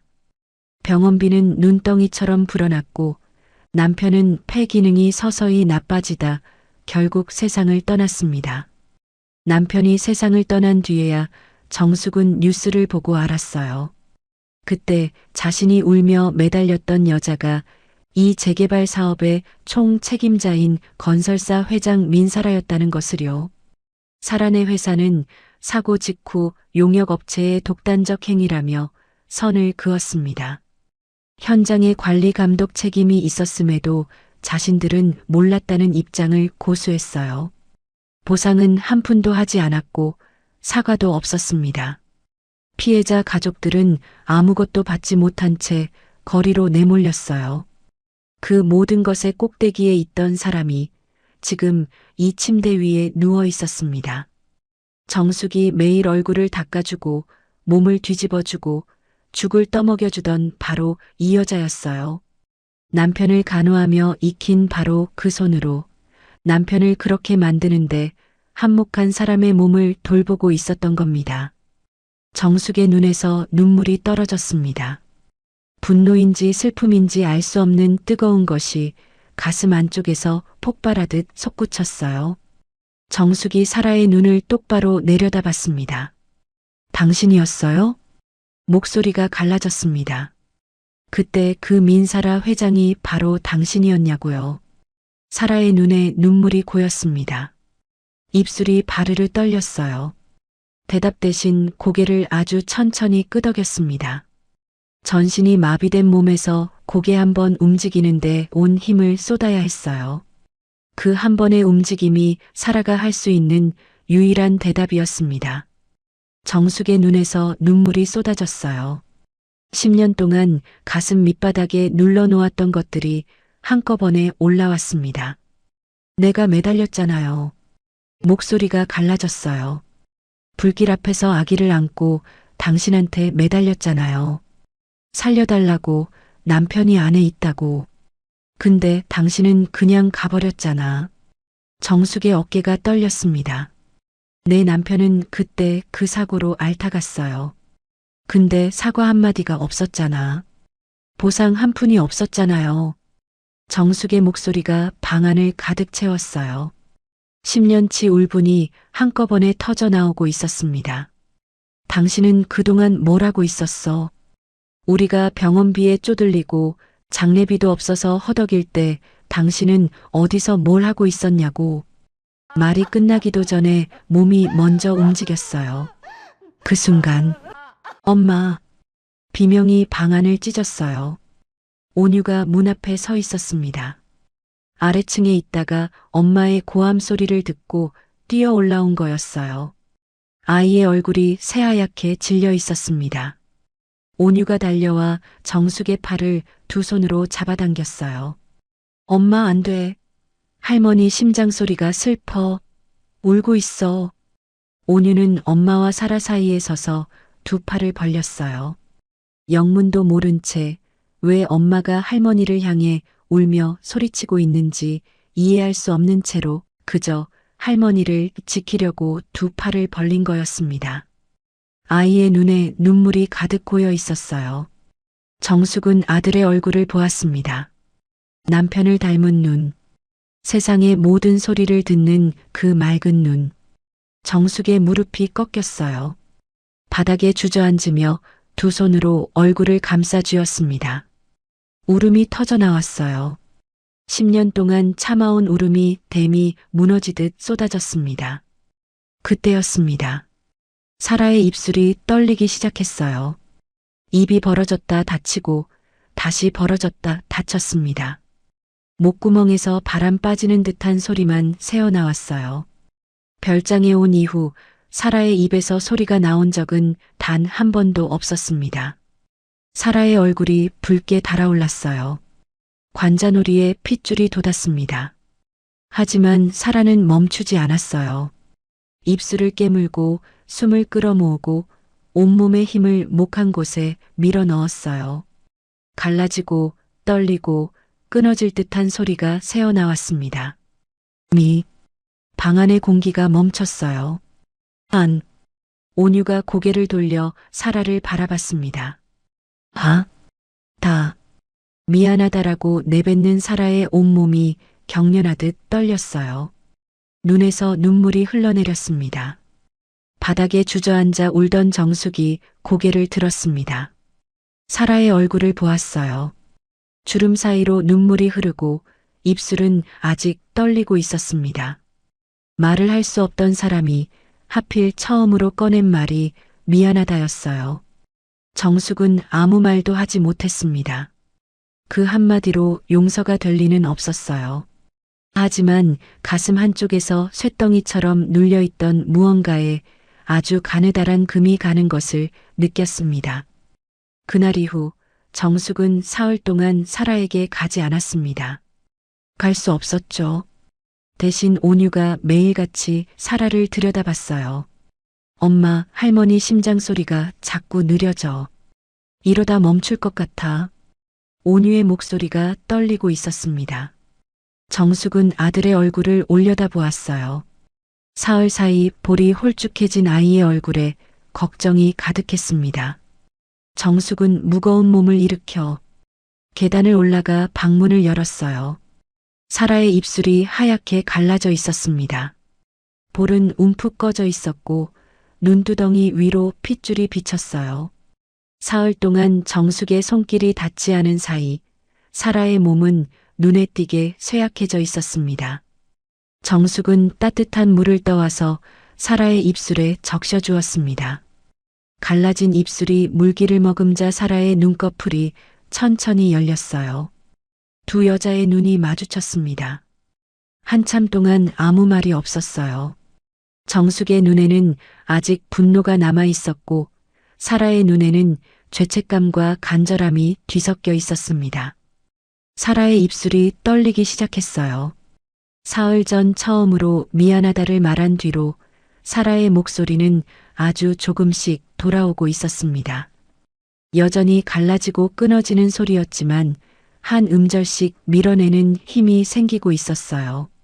나를 숨을 들이쉬었습니다.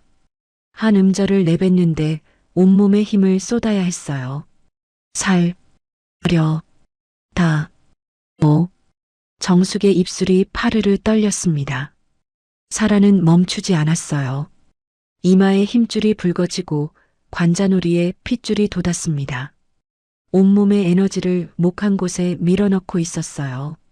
죽어가는 사람이 마지막으로 남기는 유언처럼 필사적이었습니다.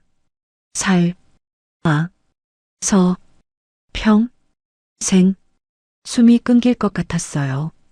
눈에서 눈물이 흘러내렸습니다. 내 죄를 갚게 해줘. 그 몇 마디를 내뱉는데 사라의 전부가 소진된 것 같았어요. 정숙은 그 얼굴을 내려다보았습니다. 거칠고 마른 얼굴. 한때 수천억을 주무르던 사람이 지금은 말 한마디 하는 것도 버거워하고 있었어요. 정숙의 입에서 낮고 단단한 목소리가 흘러나왔습니다. 당신을 살려서 죗값을 똑똑히 치르게 할 거야. 죽어서 도망치게는 안 둬. 그건 용서가 아니었습니다. 복수도 아니었어요. 정숙이 택한 건 정의였습니다. 이 여자를 죽이면 자기 손에 피가 묻고 살려두면 평생 죗값을 치르게 할 수 있었어요. 어느 쪽이 더 무거운 벌인지는 분명했습니다. 사라의 눈에서 눈물이 흘렀어요. 하지만 이번에는 고개를 돌리지 않았습니다. 정숙의 눈을 똑바로 바라보며 고개를 미세하게 끄덕였어요. 알겠다는 뜻이었습니다. 살아서 갚겠다는 뜻이었습니다. 그 순간부터 두 여자의 관계가 달라졌어요. 원수가 동맹이 된 건 아니었습니다. 감정은 여전히 얼음처럼 차가웠어요. 하지만 목적이 같아졌습니다. 사라를 이 별장에서 그리고 진성으로부터 살려내야 한다는 것. 그 두 가지 위에서 적과의 동침이 시작된 거였습니다. 며칠이 지났어요. 어느 날 저녁 별장 앞에 익숙한 검은 밴이 도착했습니다. 이번에는 밴 뒤에 외제 스포츠카 한 대가 따라왔어요. 진성이었습니다. 코트 대신 캐주얼한 재킷을 입고 있었고 옆에는 젊은 여자가 팔짱을 끼고 서 있었어요. 내연녀였습니다.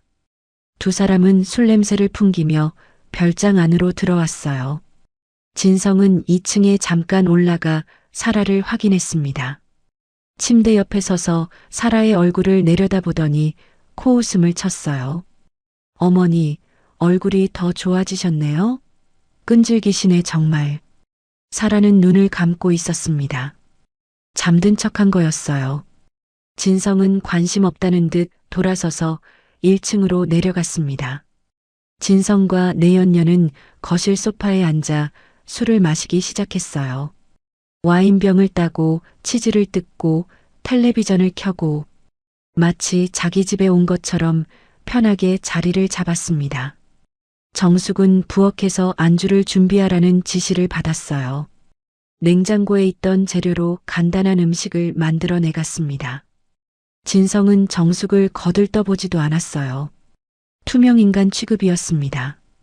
내연녀가 와인잔을 들어 올리며 킥킥거렸고 진성은 소파에 깊이 파묻혀 넥타이를 풀었어요. 정숙은 부엌으로 돌아와 설거지를 하는 척했습니다. 하지만 귀는 거실을 향해 있었어요. 그때 온유가 정숙의 소매를 잡아당겼습니다. 엄마, 거실에서 이상한 얘기해. 온유가 속삭였어요. 이 별장은 오래된 건물이라 벽이 얇았고 층과 층 사이를 관통하는 배관과 환기구가 곳곳에 뚫려 있었습니다. 보통 사람 귀에는 웅웅거리는 소리 정도만 들렸지만 온유에게는 아래층 거실의 대화가 또렷하게 잡히고 있었어요. 온유의 눈이 단단하게 빛나고 있었습니다. 녹음해야 돼, 엄마. 온유가 배낭에서 낡은 mp3 플레이어를 꺼냈어요. 녹음 기능이 있는 구형 제품이었습니다. 화면에 금이 가 있었고 배터리가 오래되어 2~3시간밖에 못 버텼지만 녹음 기능은 살아 있었습니다. 정숙이 과일을 새로 깎아 접시에 담았어요.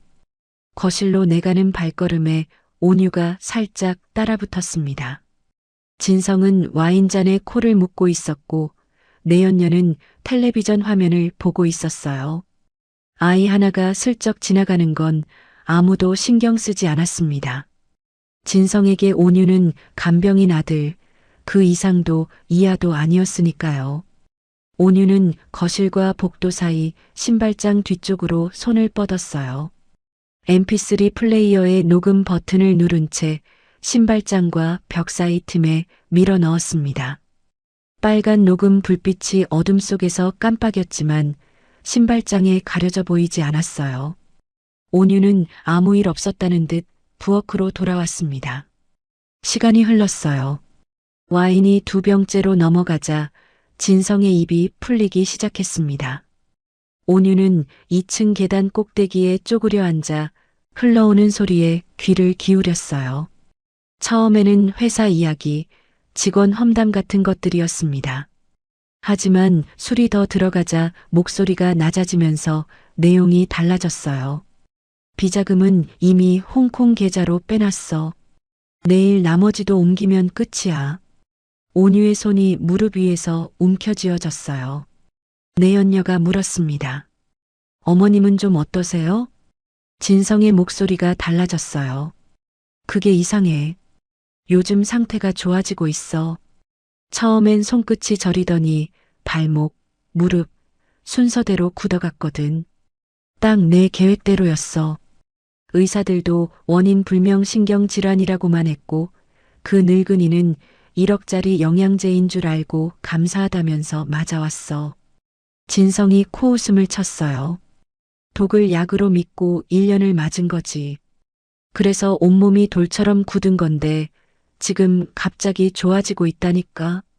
뭔가 이상해. 온유의 손이 주먹을 쥐었습니다. 역시 그랬어요. 그 주사는 처음부터 영양제가 아니었던 겁니다. 진성의 목소리가 한 톤 더 낮아졌어요. 계획을 바꿔야겠어. 내일 남은 자금 홍콩으로 빼돌리고 밤에 여기 불 질러 버려야겠어. 산속 별장이 불에 타는 게 뭐 이상한 일이야. 가스 누출이든 뭐든 이유야 갖다 붙이면 되지. 온유의 등줄기가 차가워졌어요. 시체는 제가 되면 그만이니까. 부검도 뭐도 필요 없어. 진성이 웃었습니다. 온유는 이를 악물었어요. 할머니를 죽이겠다는 말을 하면서 웃는 남자였습니다. 한참 뒤 거실이 조용해졌어요. 진성과 내연녀가 침실로 들어간 것 같았습니다. 별장이 고요해지자 온유가 살금살금 아래층으로 내려갔어요. 신발장 뒤에서 mp3 플레이어를 꺼냈습니다. 빨간 불빛이 아직 깜빡이고 있었어요. 녹음이 멈추지 않고 계속되고 있었던 겁니다. 온유가 2층으로 올라와 정숙에게 mp3 플레이어를 건넸어요. 다 들었어, 엄마. 그리고 여기 다 녹음돼 있어. 정숙은 이어폰을 귀에 꽂았습니다. 진성의 목소리가 흘러나왔어요. 내일 밤에 여기 불 질러버려. 정숙의 얼굴이 하얘졌습니다. 손끝이 차가워졌어요. 이 남자는 사라를 도구로 천천히 죽이려다 실패하자 이번에는 불로 태워 죽이려는 거였습니다. 그것도 내일 밤에. 정숙은 mp3 플레이어를 품 안에 넣고 사라의 방으로 갔어요. 문을 열자 사라가 천장을 바라보고 있었습니다. 정숙은 사라의 귀에 이어폰을 살짝 대어 주었어요. 진성의 목소리가 흘러나왔습니다. 사라의 눈이 커졌어요. 입술이 떨렸습니다. 나를 죽이려고. 사라의 눈에 불꽃이 타올랐습니다. 공포가 아니었어요. 분노였습니다. 사라가 숨을 모아 말했어요. 여전히 떨리고 끊어지는 목소리였지만 며칠 전보다 분명해져 있었습니다. 내일 밤이 오기 전에 나가야 해. 정숙은 고개를 들었어요. 창밖은 칠흑 같은 어둠이었습니다. 이 깊은 산 속에서 겨우 말을 되찾고 몸을 움직이기 시작한 전신 마비 환자를 데리고 10살짜리 아이와 함께 탈출해야 했어요. 불가능에 가까웠죠. 하지만 내일 밤이면 이 별장에 불이 붙습니다. 시간이 없었어요. 정숙은 온유를 바라보았습니다. 온유는 엄마의 눈빛을 읽고 작게 고개를 끄덕였어요. 세 사람의 눈이 어둠 속에서 마주쳤습니다. 밤은 깊어가고 있었고 내일 밤 이 별장에 닥칠 불길의 그림자가 벌써부터 창문 너머로 어른거리는 것 같았습니다. 다음 날 진성은 아침 일찍 내연녀와 함께 별장을 떠났습니다. 떠나기 전에 정숙에게 짤막하게 말했어요. 오늘 밤에 다시 올 겁니다. 그때까지 위층 잘 보고 있어요. 그 말투가 평소와 달랐습니다. 담담한 척했지만 입꼬리가 미세하게 올라가 있었어요. 마치 오래 기다려온 일이 드디어 끝나간다는 듯한 표정이었습니다. 벤이 산길을 내려가는 걸 확인한 정숙은 곧바로 2층으로 뛰어 올라갔어요. 지금 갔어요. 시간이 얼마 없어요. 사라의 눈에 긴장이 서렸습니다. 해가 지기 전에 이 산을 벗어나야 했습니다. 문제는 한두 가지가 아니었어요. 사라는 걸을 수도 뛸 수도 없었어요. 그리고 별장 입구에는 경호원 2명이 교대로 지키고 있었습니다. 진성이 떠나면서 남겨둔 사람들이었어요. 정문으로 나가는 건 불가능했습니다. 정숙은 온유를 불렀어요. 온유야, 네가 약초 캐러 다니던 뒷산길 있지. 그 길로 사람이 빠져나갈 수 있어? 온유는 고개를 끄덕였습니다. 리어카 하나 정도는 지나갈 수 있어. 좁긴 한데 길은 있어. 리어카. 정숙의 머릿속에 계획이 떠올랐어요. 별장 뒤편 창고에 낡은 리어카가 하나 있었습니다. 장작을 나를 때 쓰던 거였어요. 바퀴 하나가 삐걱거렸지만 굴러는 갔습니다. 하지만 경호원들이 문제였어요. 정문합관이 의자에 앉아 담배를 피우며 별장 주변을 감시하고 있었거든요. 뒷산길로 빠져나가려면 최소한 5분 이상 경호원들의 시선을 다른 곳으로 돌려야 했습니다. 온유가 입을 열었어요. 엄마, 내가 할 수 있어. 정숙이 아들을 바라보았습니다. 보일러실. 거기 배관이 벽 타고 올라가잖아. 쇠파이프로 배관을 두드리면 건물 전체가 울려. 진짜 크게.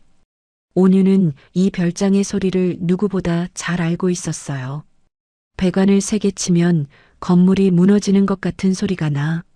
사람들이 무조건 달려올 거야. 정숙의 가슴이 조여왔어요. 10살짜리 아이에게 미끼 역할을 시켜야 한다는 게 목에 가시처럼 걸렸습니다.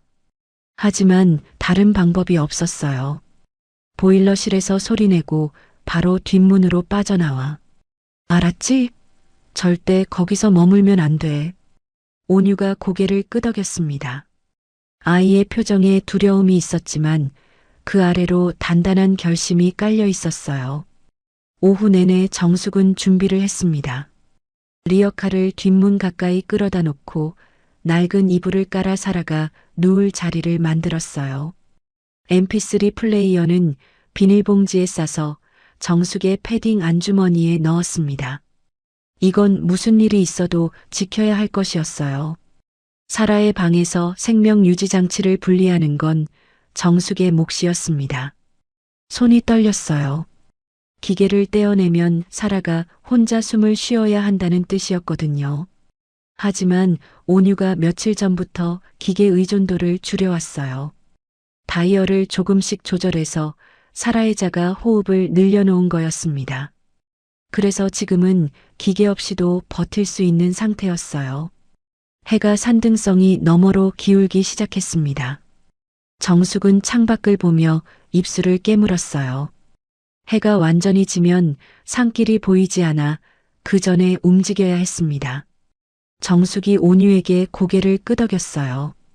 온유는 귀마개를 단단히 고쳐 쓰고 1층으로 내려갔습니다.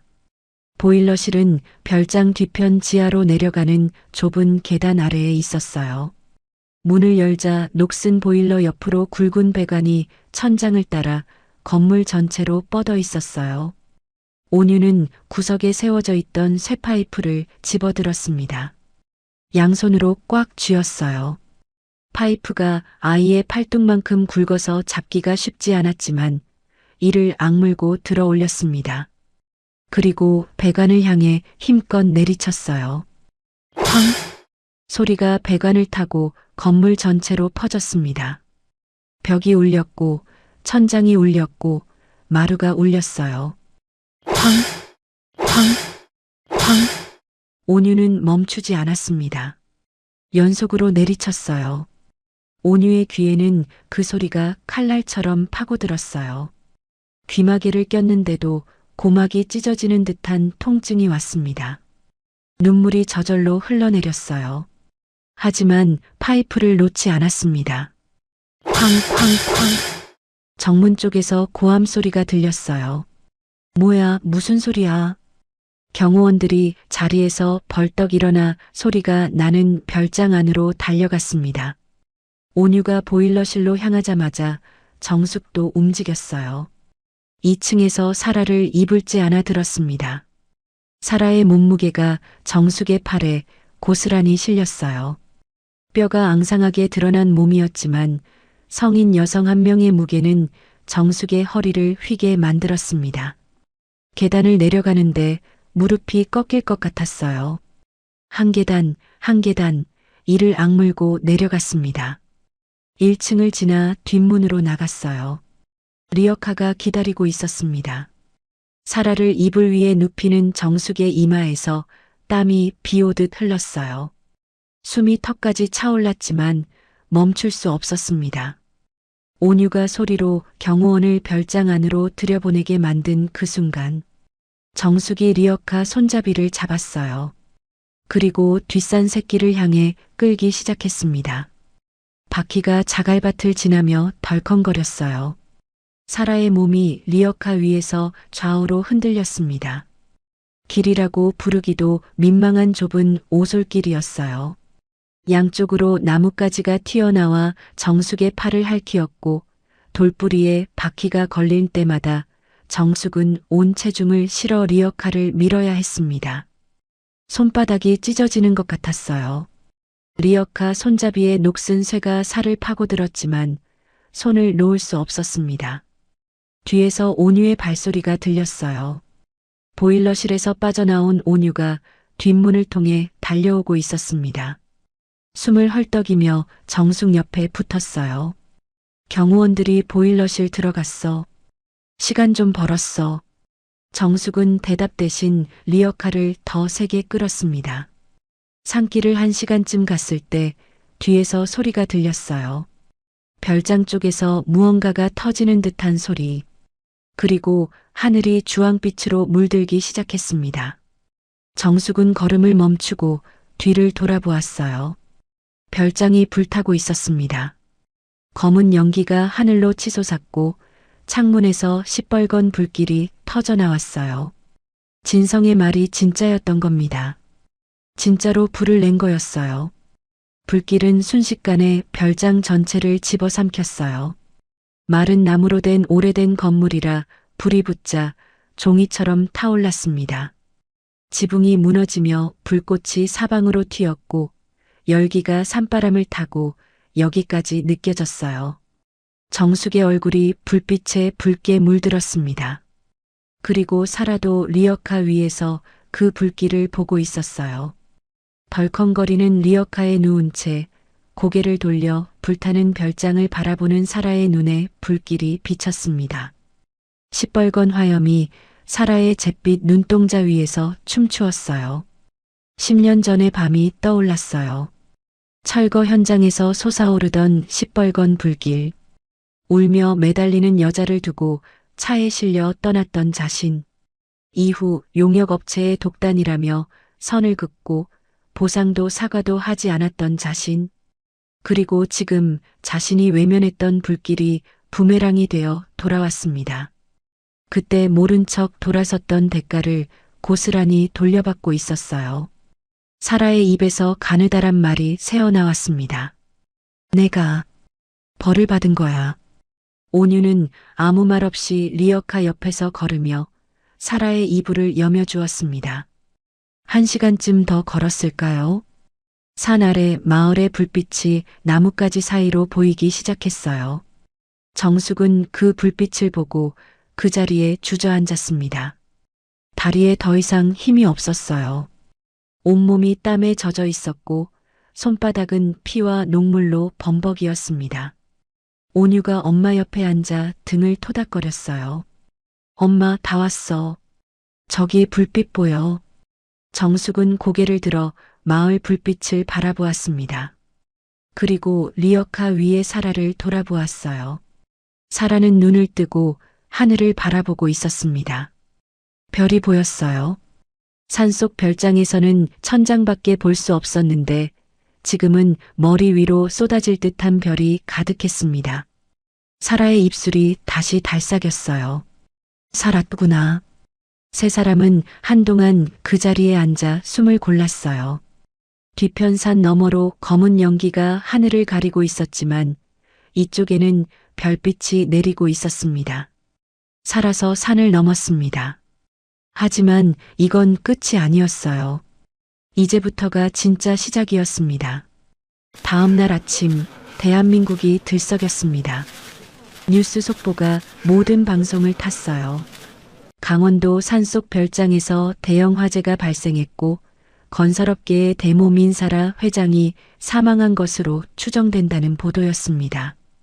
별장은 전소되었고 시신은 찾을 수 없다고 했어요. 불길이 너무 뜨거워 뼈까지 재가 되었을 거라는 전문가 소견이 덧붙여졌습니다. 진성은 장례식장에 나타났어요. 검은 양복에 검은 넥타이를 메고 눈을 붉게 충혈시킨 채 조문객을 맞았습니다. 시신이 없으니 빈관 앞에 영정 사진만 세워둔 장례식이었어요. 진성은 영정 앞에 무릎을 꿇고 이마를 바닥에 대며 울었습니다. 어깨가 들썩일 정도로 격하게요. 언론 카메라가 그 장면을 잡았어요. 다음 날 신문 일면에는 어머니 잃고 오열하는 효자 부회장이라는 제목이 실렸습니다. 하지만 조문을 마치고 차에 올라탄 진성의 얼굴에서는 눈물 자국이 감쪽같이 사라져 있었어요. 뒷좌석에 앉자마자 비서에게 전화를 걸었습니다. 긴급 이사회 소집해. 내일 오전 10시. 목소리에 떨림은 없었어요. 차갑고 사무적이었습니다. 방금 전까지 바닥에 엎드려 울던 사람과는 완전히 다른 목소리였죠. 그 시각 정숙과 온유는 마을 아래 허름한 모텔방에 있었습니다. 사라는 침대 위에 누워 있었어요. 산을 넘으며 체력이 바닥난 상태였지만 눈빛만큼은 꺼지지 않았습니다. 정숙이 젖은 수건으로 사라의 이마를 닦아주고 있었어요. 사라가 정숙을 바라보며 말했습니다. 전화 한 통만 하게 해줘. 정숙은 모텔 사장님에게 양해를 구하고 휴대폰을 빌렸어요. 사라는 떨리는 손으로 번호를 눌렀습니다. 오래전부터 외우고 있던 번호였어요. 사라의 개인 비서, 20년을 함께한 사람이었습니다. 세 번째 신호에 전화가 연결됐어요. 접니다. 비서는 한동안 말을 잇지 못했습니다. 뉴스에서 사망했다고 나온 사람의 목소리가 수화기 너머로 들려온 거였으니까요. 회장님, 살아계신 겁니까? 사라가 짧게 대답했어요. 살아있어. 지금 상황이 어떻게 돌아가고 있어? 비서의 목소리가 떨렸습니다. 회장님, 진성 부회장이 어제 장례를 치렀습니다. 빈관이었어요. 그리고 내일 오전 10시에 긴급 이사회를 소집했습니다. 안건은 신임 대표 선임입니다. 사라의 눈이 가늘어졌어요. 자신의 장례식이 치러졌다는 말에도 표정이 흔들리지 않았습니다. 하지만 휴대폰을 잡은 손가락 끝이 하얗게 질려 있었어요. 데리러 와. 그것이 전부였습니다. 다음 날 아침 사라와 정숙, 온유를 태운 차가 강남의 본사 건물 앞에 멈췄습니다. 유리와 철골로 이루어진 40층짜리 빌딩이었어요. 비서가 트렁크에서 휠체어를 꺼내 펼쳤어요. 사라를 휠체어에 앉히고 담요를 무릎 위에 덮었습니다. 사라는 자신이 세운 건물을 올려다보았어요. 유리벽에 햇빛이 반사되어 번쩍였습니다. 불과 1년 전까지 저 건물 꼭대기에서 이 도시를 내려다보던 사람이 지금은 휠체어에 앉아 있었어요. 비서가 앞서서 로비를 지나갔습니다. 정숙이 휠체어를 밀고 뒤따랐고 온유가 엄마 옆에 붙어 걸었습니다. 엘리베이터가 최상층에 도착했습니다.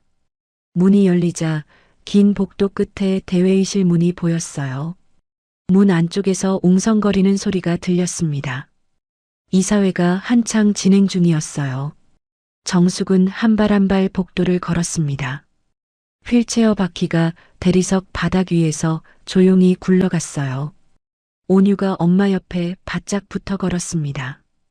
회의실 문 앞에 섰어요. 안에서 의장의 목소리가 들렸습니다. 그러면 만장일치로 강진성 부회장을 신임 회장으로 추대. 바로 그때 정숙이 두 손으로 문을 밀었습니다. 쾅! 양쪽 문이 동시에 열렸어요. 12쌍의 눈이 일제히 문 쪽을 향했습니다. 낡은 패딩을 입은 여자가 휠체어를 밀고 서 있었어요. 휠체어에는 수척한 노인이 앉아 있었고 그 옆에는 커다란 귀마개를 쓴 아이가 서 있었습니다. 진성의 얼굴에서 핏기가 빠졌어요. 휠체어에 앉은 여자의 눈이 진성을 향했습니다. 그 잿빛 눈동자 안에 불꽃이 이글거리고 있었어요. 죽은 줄 알았던 회장이 살아 돌아왔습니다. 회의실 안이 완전한 침묵에 빠졌어요. 시계 초침 소리마저 멈춘 것 같았습니다.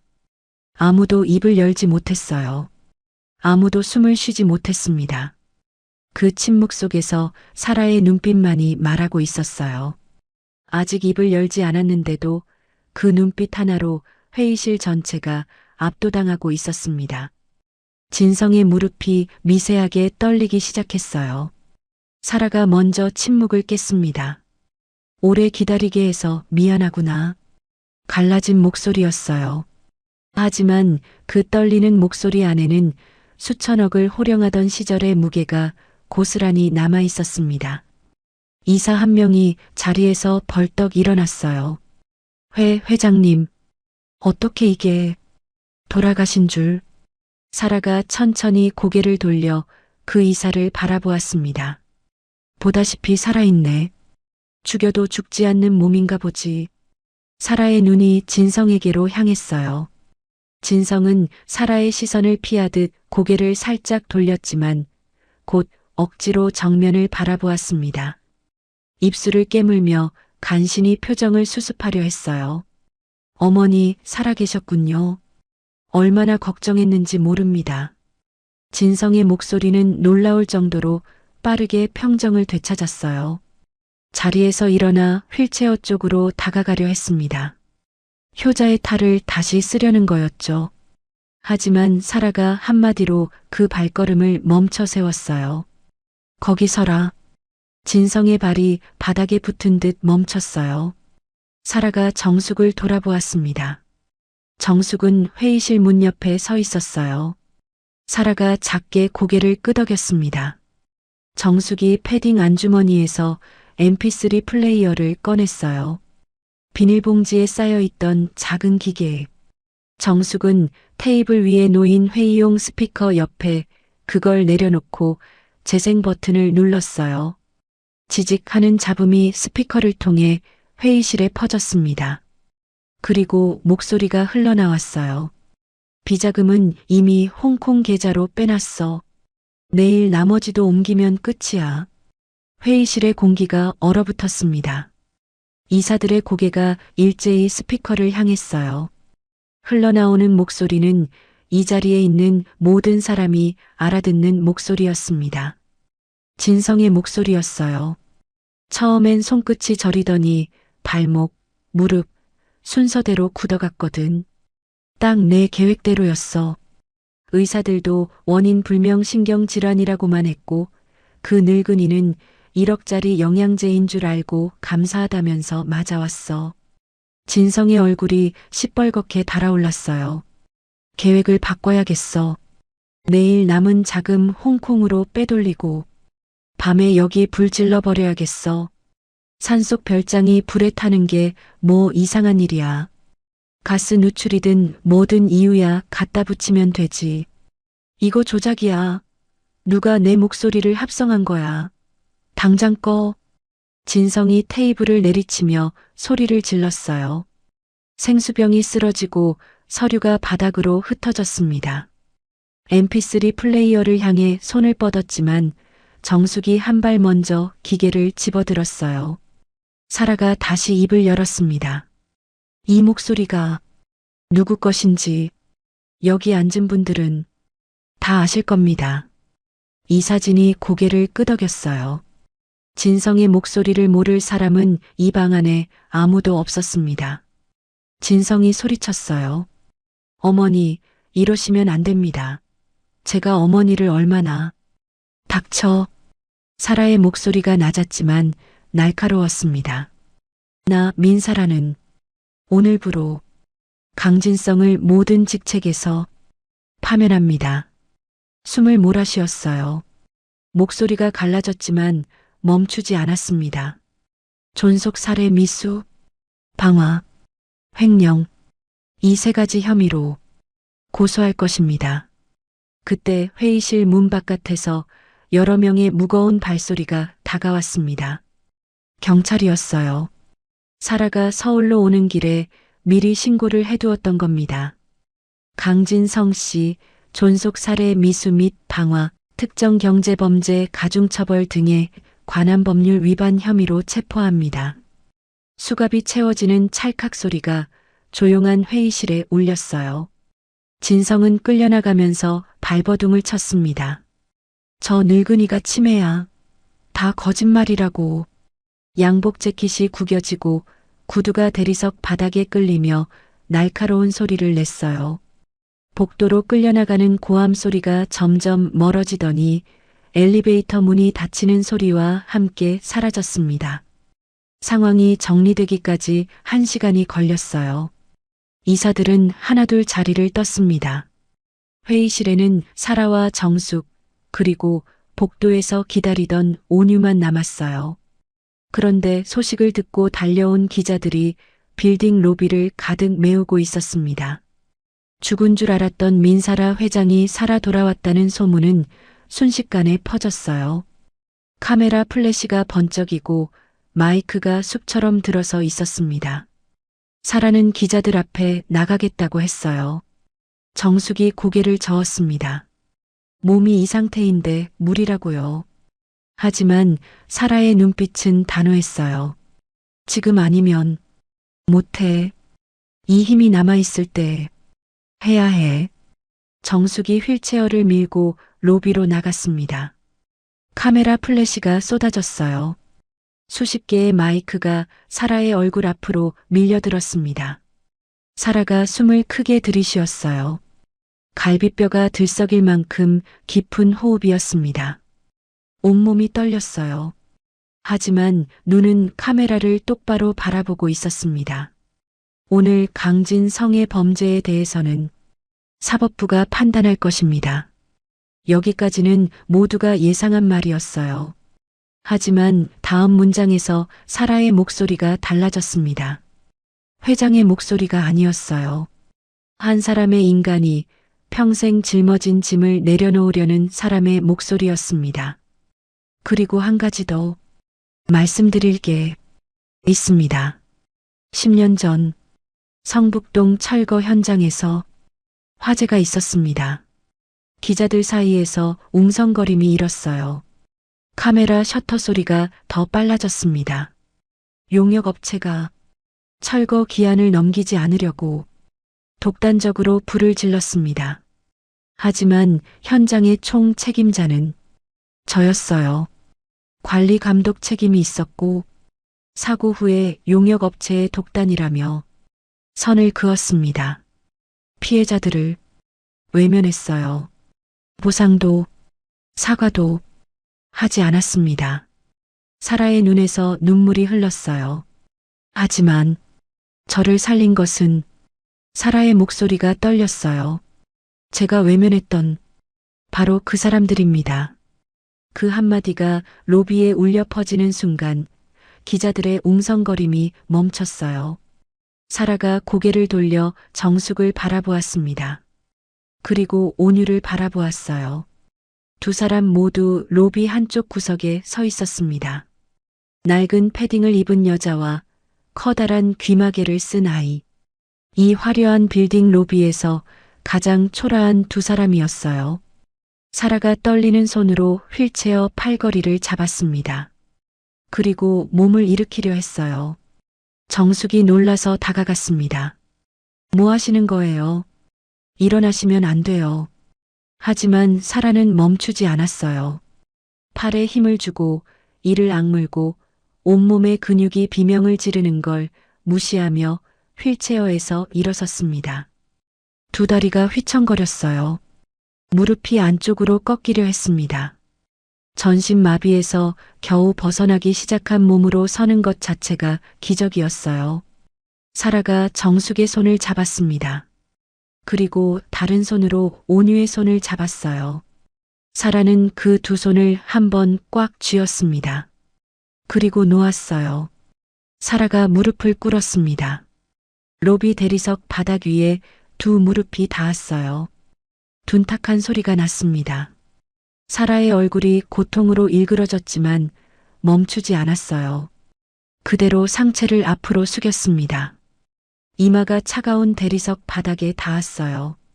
피해자 여러분께 진심으로 사죄드립니다. 카메라 플래시가 폭풍처럼 쏟아졌어요. 하지만 사라의 귀에는 아무것도 들리지 않았습니다. 이마에 닿는 차가운 바닥의 감촉만이 전부였어요. 정숙은 그 모습을 내려다보았습니다. 가슴 속에서 무언가가 무너져 내리는 소리가 들렸어요. 10년 동안 쌓아 올린 분노의 벽이 한 장 한 장 허물어지는 느낌이었습니다. 용서한 건 아니었어요. 그건 아마 평생이 걸릴 일일 겁니다.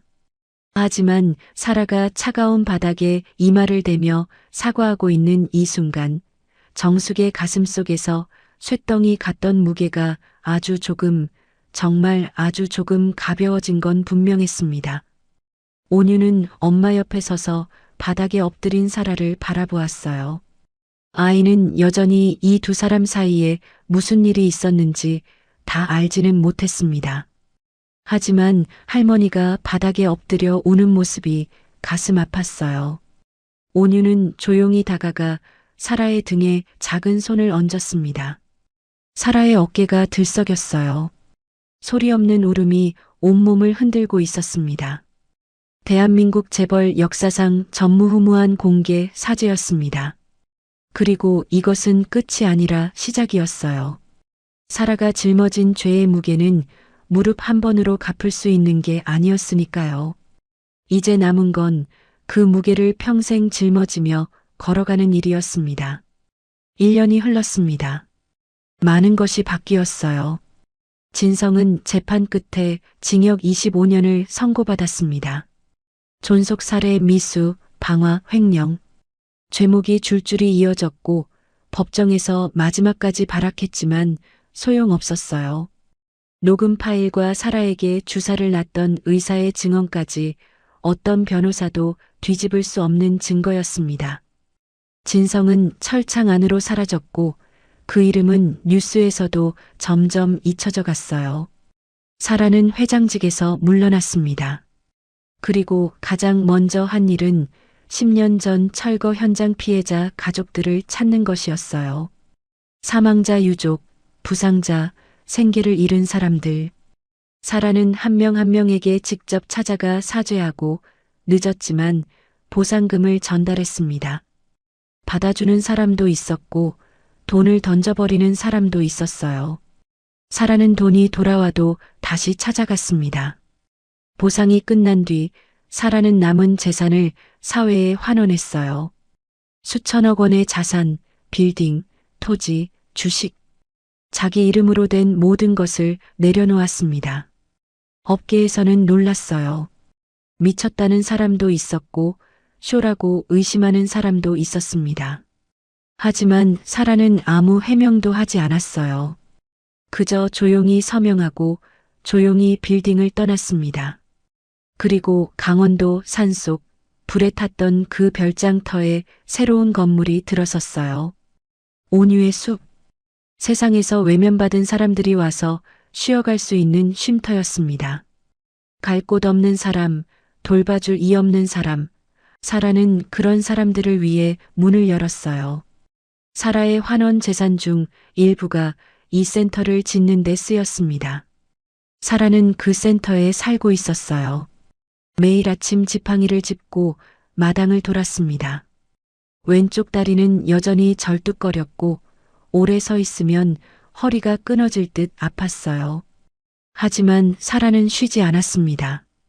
마당을 쓸고 빨래를 널고 찾아오는 사람들의 이야기를 들었어요. 한때 수백 명의 직원 앞에서 연설하던 사람이 이제는 이름 모를 누군가의 말에 고개를 숙이고 귀를 기울이고 있었습니다. 정숙은 센터의 재단 이사장이 되었습니다. 사라가 직접 요청한 거였어요. 재단의 살림을 맡아달라고. 사회적 약자를 돕는 일에 정숙만 한 사람이 없다고. 정숙은 처음에 고개를 저었어요. 자기 같은 사람이 이사장이라니 말이 안 된다고요. 하지만 사라가 말했습니다. 정숙 씨가 꼭 해줬으면 해요. 아픈 사람 곁에서 끝까지 남아줄 수 있는 사람이 해야 하니까요. 정숙은 결국 수락했어요. 이사장이 된 뒤에도 정숙은 크게 달라지지 않았습니다. 정장을 입긴 했지만 구두 대신 편한 운동화를 신었어요. 이번에는 새 운동화였습니다. 밑창이 닳지 않은 뒤꿈치가 반듯한 운동화. 그 작은 변화가 정숙에게는 1년 전과 지금의 차이를 말해주고 있었어요. 센터 개관 1주년 기념 음악회가 열리는 날이었습니다. 센터 뒤편 야외 무대에 그랜드 피아노 한 대가 놓여 있었어요. 검은 피아노 위로 나뭇잎 그림자가 어른거렸죠. 객석은 간소했습니다. 쉼터를 찾아온 사람들이 나무 의자에 앉아 있었고 그 사이사이에 마을 사람들도 섞여 있었어요. 숲속의 작은 연주회였습니다. 맨 앞줄에 사라와 정숙이 나란히 앉아 있었어요. 사라는 개량 한복 차림이었고 정숙은 단정한 재킷을 입고 있었습니다. 1년 전만 해도 상상할 수 없는 조합이었어요. 원수가 나란히 앉아 같은 무대를 바라보는 풍경. 세상 어디에도 없는 풍경이었습니다. 무대 위로 한 소년이 걸어 나왔어요. 온유. 이제 11살이었습니다. 말끔한 정장을 입고 있었어요. 짧게 자른 머리가 단정했고 귀마개는 보이지 않았습니다. 1년 전 낡은 추리닝을 입고 커다란 귀마개를 쓰던 아이가 맞나 싶을 만큼 달라진 모습이었어요. 온유는 이제 피아노 천재로 세상에 알려져 있었습니다. 별장에서 먼지 쌓인 피아노를 혼자 더듬어 치던 아이가 정식으로 레슨을 받기 시작하자 선생님들이 혀를 내둘렀어요. 절대적인 청감과 소리를 읽어내는 감각이 훈련으로 다듬어지면서 11살의 연주는 어른 연주자들도 감탄할 수준이 되었습니다. 온유가 피아노 의자에 앉았어요. 건반 위에 손을 올렸습니다. 1년 전 먼지 쌓인 건반을 소리 없이 쓰다듬던 그 손이 지금은 자신 있게 건반 위에 자리를 잡았어요. 잠시 정적이 흘렀습니다. 바람이 불어 나뭇잎이 살랑거렸어요. 어딘가에서 새 한 마리가 울었습니다. 숲의 소리가 객석을 감싸는 그 순간 온유가 연주를 시작했어요.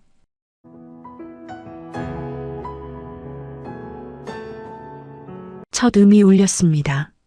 낮고 깊은 한 음이 피아노에서 솟아올라 숲속으로 퍼져나갔어요. 그 음이 사라지기 전에 다음 음이 이어졌고 또 다음 음이 따라붙었습니다. 1년 전 비바람 몰아치던 밤 별장 1층에서 서툴게 쳐내던 그 선율이었어요. 하지만 지금은 서툴지 않았습니다.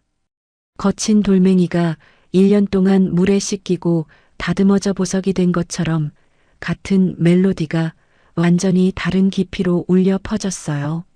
사라의 눈에 눈물이 차올랐습니다. 이 소리를 기억하고 있었어요. 천둥이 치던 밤 공포에 질려 발작하는 자신을 잠재워준 그 소리.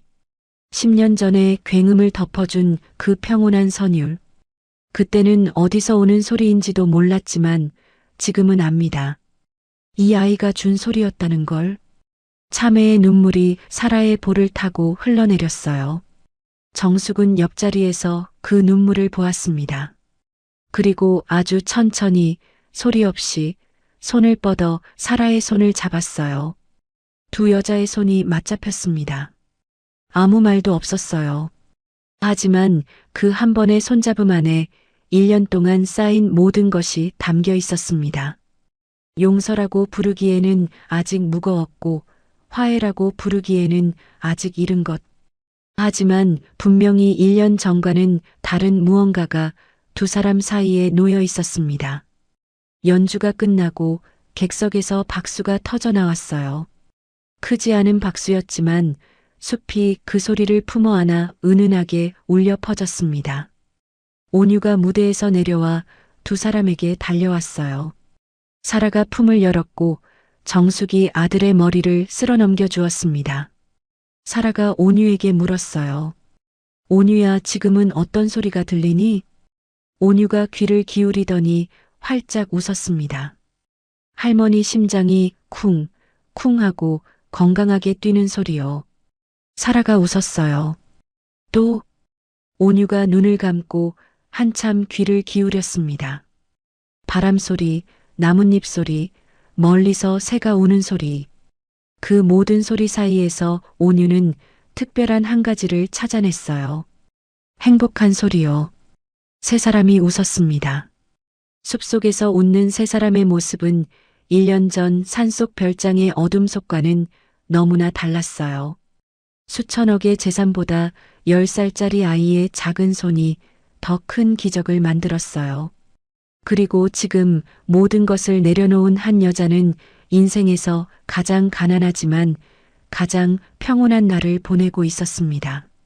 숲속의 피아노 선율이 바람에 실려 산 너머로 퍼져갔어요. 그 소리가 닿는 곳마다 작은 기적 하나쯤은 피어났을지도 모릅니다.